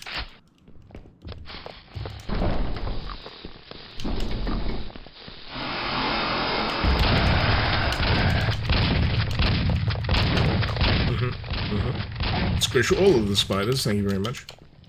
I liberated a spider from my kitchen not too long ago. But it was a pretty notable spider. It didn't feel like a normal house spider. Notably for the fact that it was like completely pale. It was like a white spider. And I was trying to figure out what kind of spider it could be.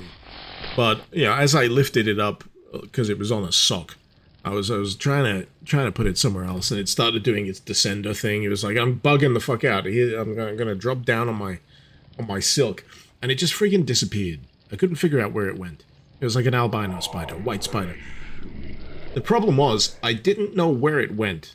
And I was wearing a bathrobe because it was the AM. I was getting ready. And for the next, like, half hour, I was like, I can feel something on my legs. It was, like, purely psychosomatic. There was nothing on my legs, but because I know that there was a spider present, at that point I was like, why can I feel something crawling? I hate my brain. Why is my brain doing this to me? Stop that. It sucks.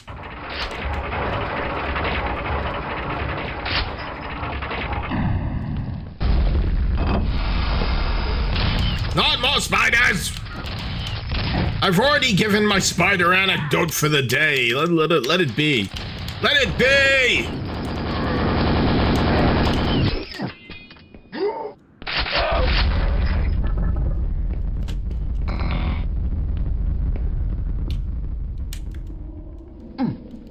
It's a ridiculous level. It really is.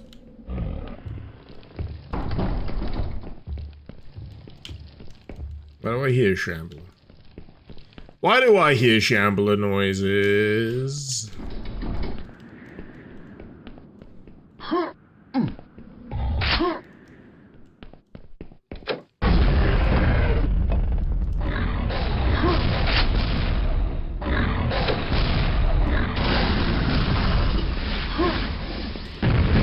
just gonna let them all infight. That's the thing, right? I can let them infight.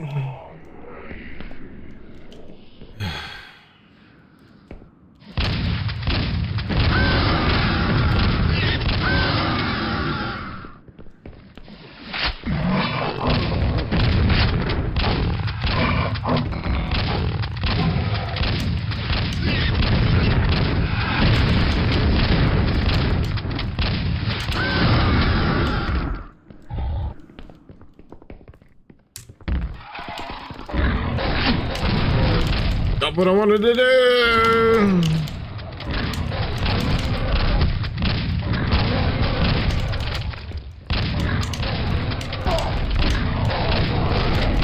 Last tentacle bobs, please. Ay, ay, ay.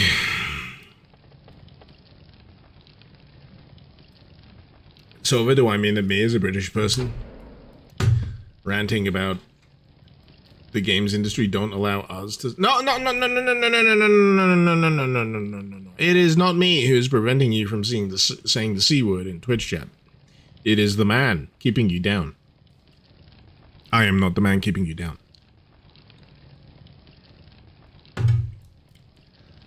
Plus, you know, if you're Scottish, it's a term of endearment. Did I find the door for the gold key yet? Yes. And to add to the eternal question, what are next? What are next? Ah!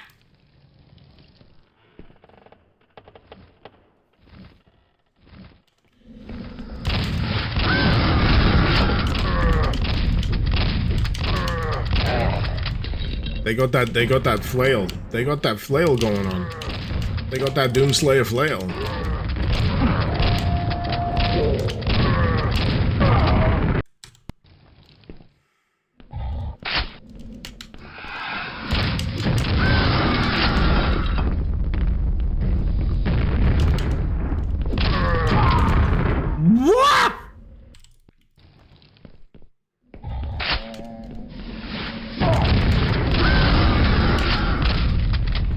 I keep forgetting that they can fling projectiles with the flail.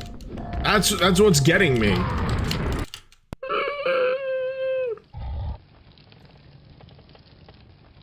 Someone you know got a scorpion inside their pants, Kalik. Luckily it didn't bite. Oh my god.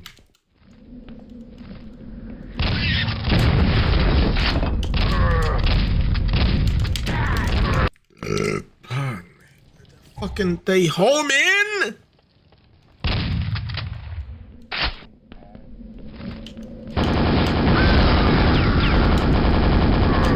The homing!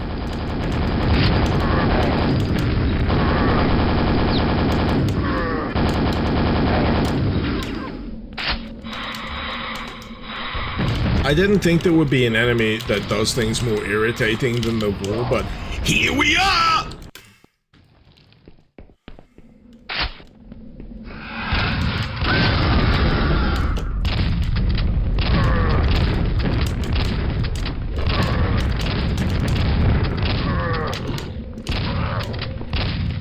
It doesn't help that I'm going slightly cross-eyed at this point. Yeah. Just saying. I'm playing on a handicap here.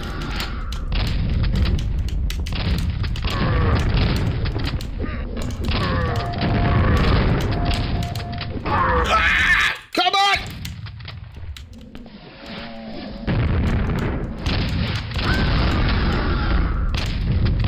I feel like I have a vendetta on this map now. I'm just like I need to finish this map because it has insulted my pride. Ooh, they are in fact 4 nights. Well, they can go eat my dick. You heard me. My dick. Dick.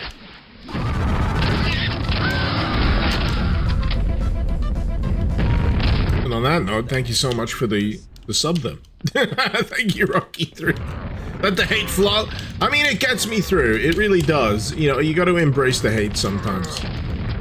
When it comes to a bullshit kind of fucking section of level, it's just like, you know what? I'm gonna let the hate flow. I'm gonna transpose all of my malcontent into this.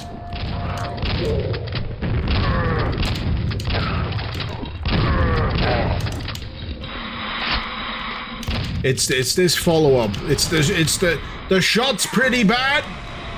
The shot's pretty spicy, but the chaser is also an absolute mouthful.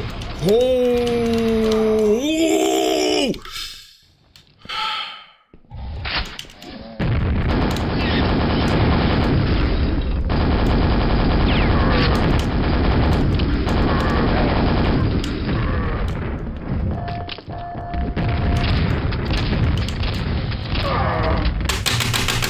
That ogre!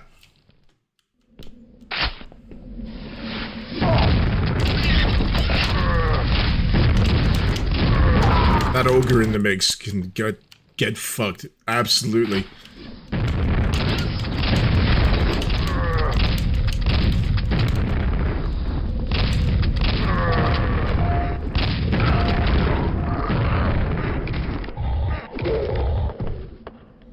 Suffering.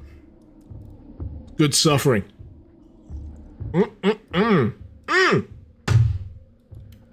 Good old fashion suffering. Fucking.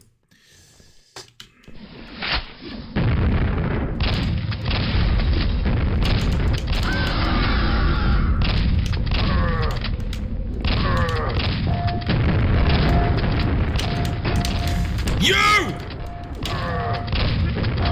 Stop hammering the floor, you fucking Thor knockoff. Come on!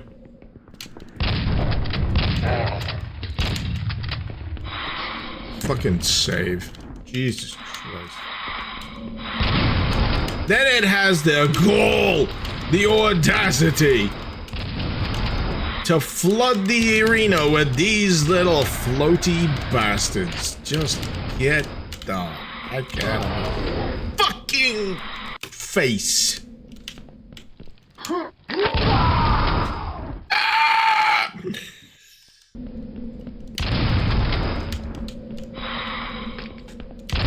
Where's the wizard? The wizard needs to die! Where's the wizard? Reveal! No, you don't escape. You die. You die. You die! You die now! Thank you! Thinking you're hot shit because you can read? Get out of here! Done!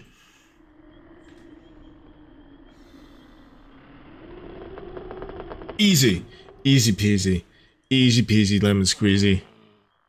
Easy. Easy!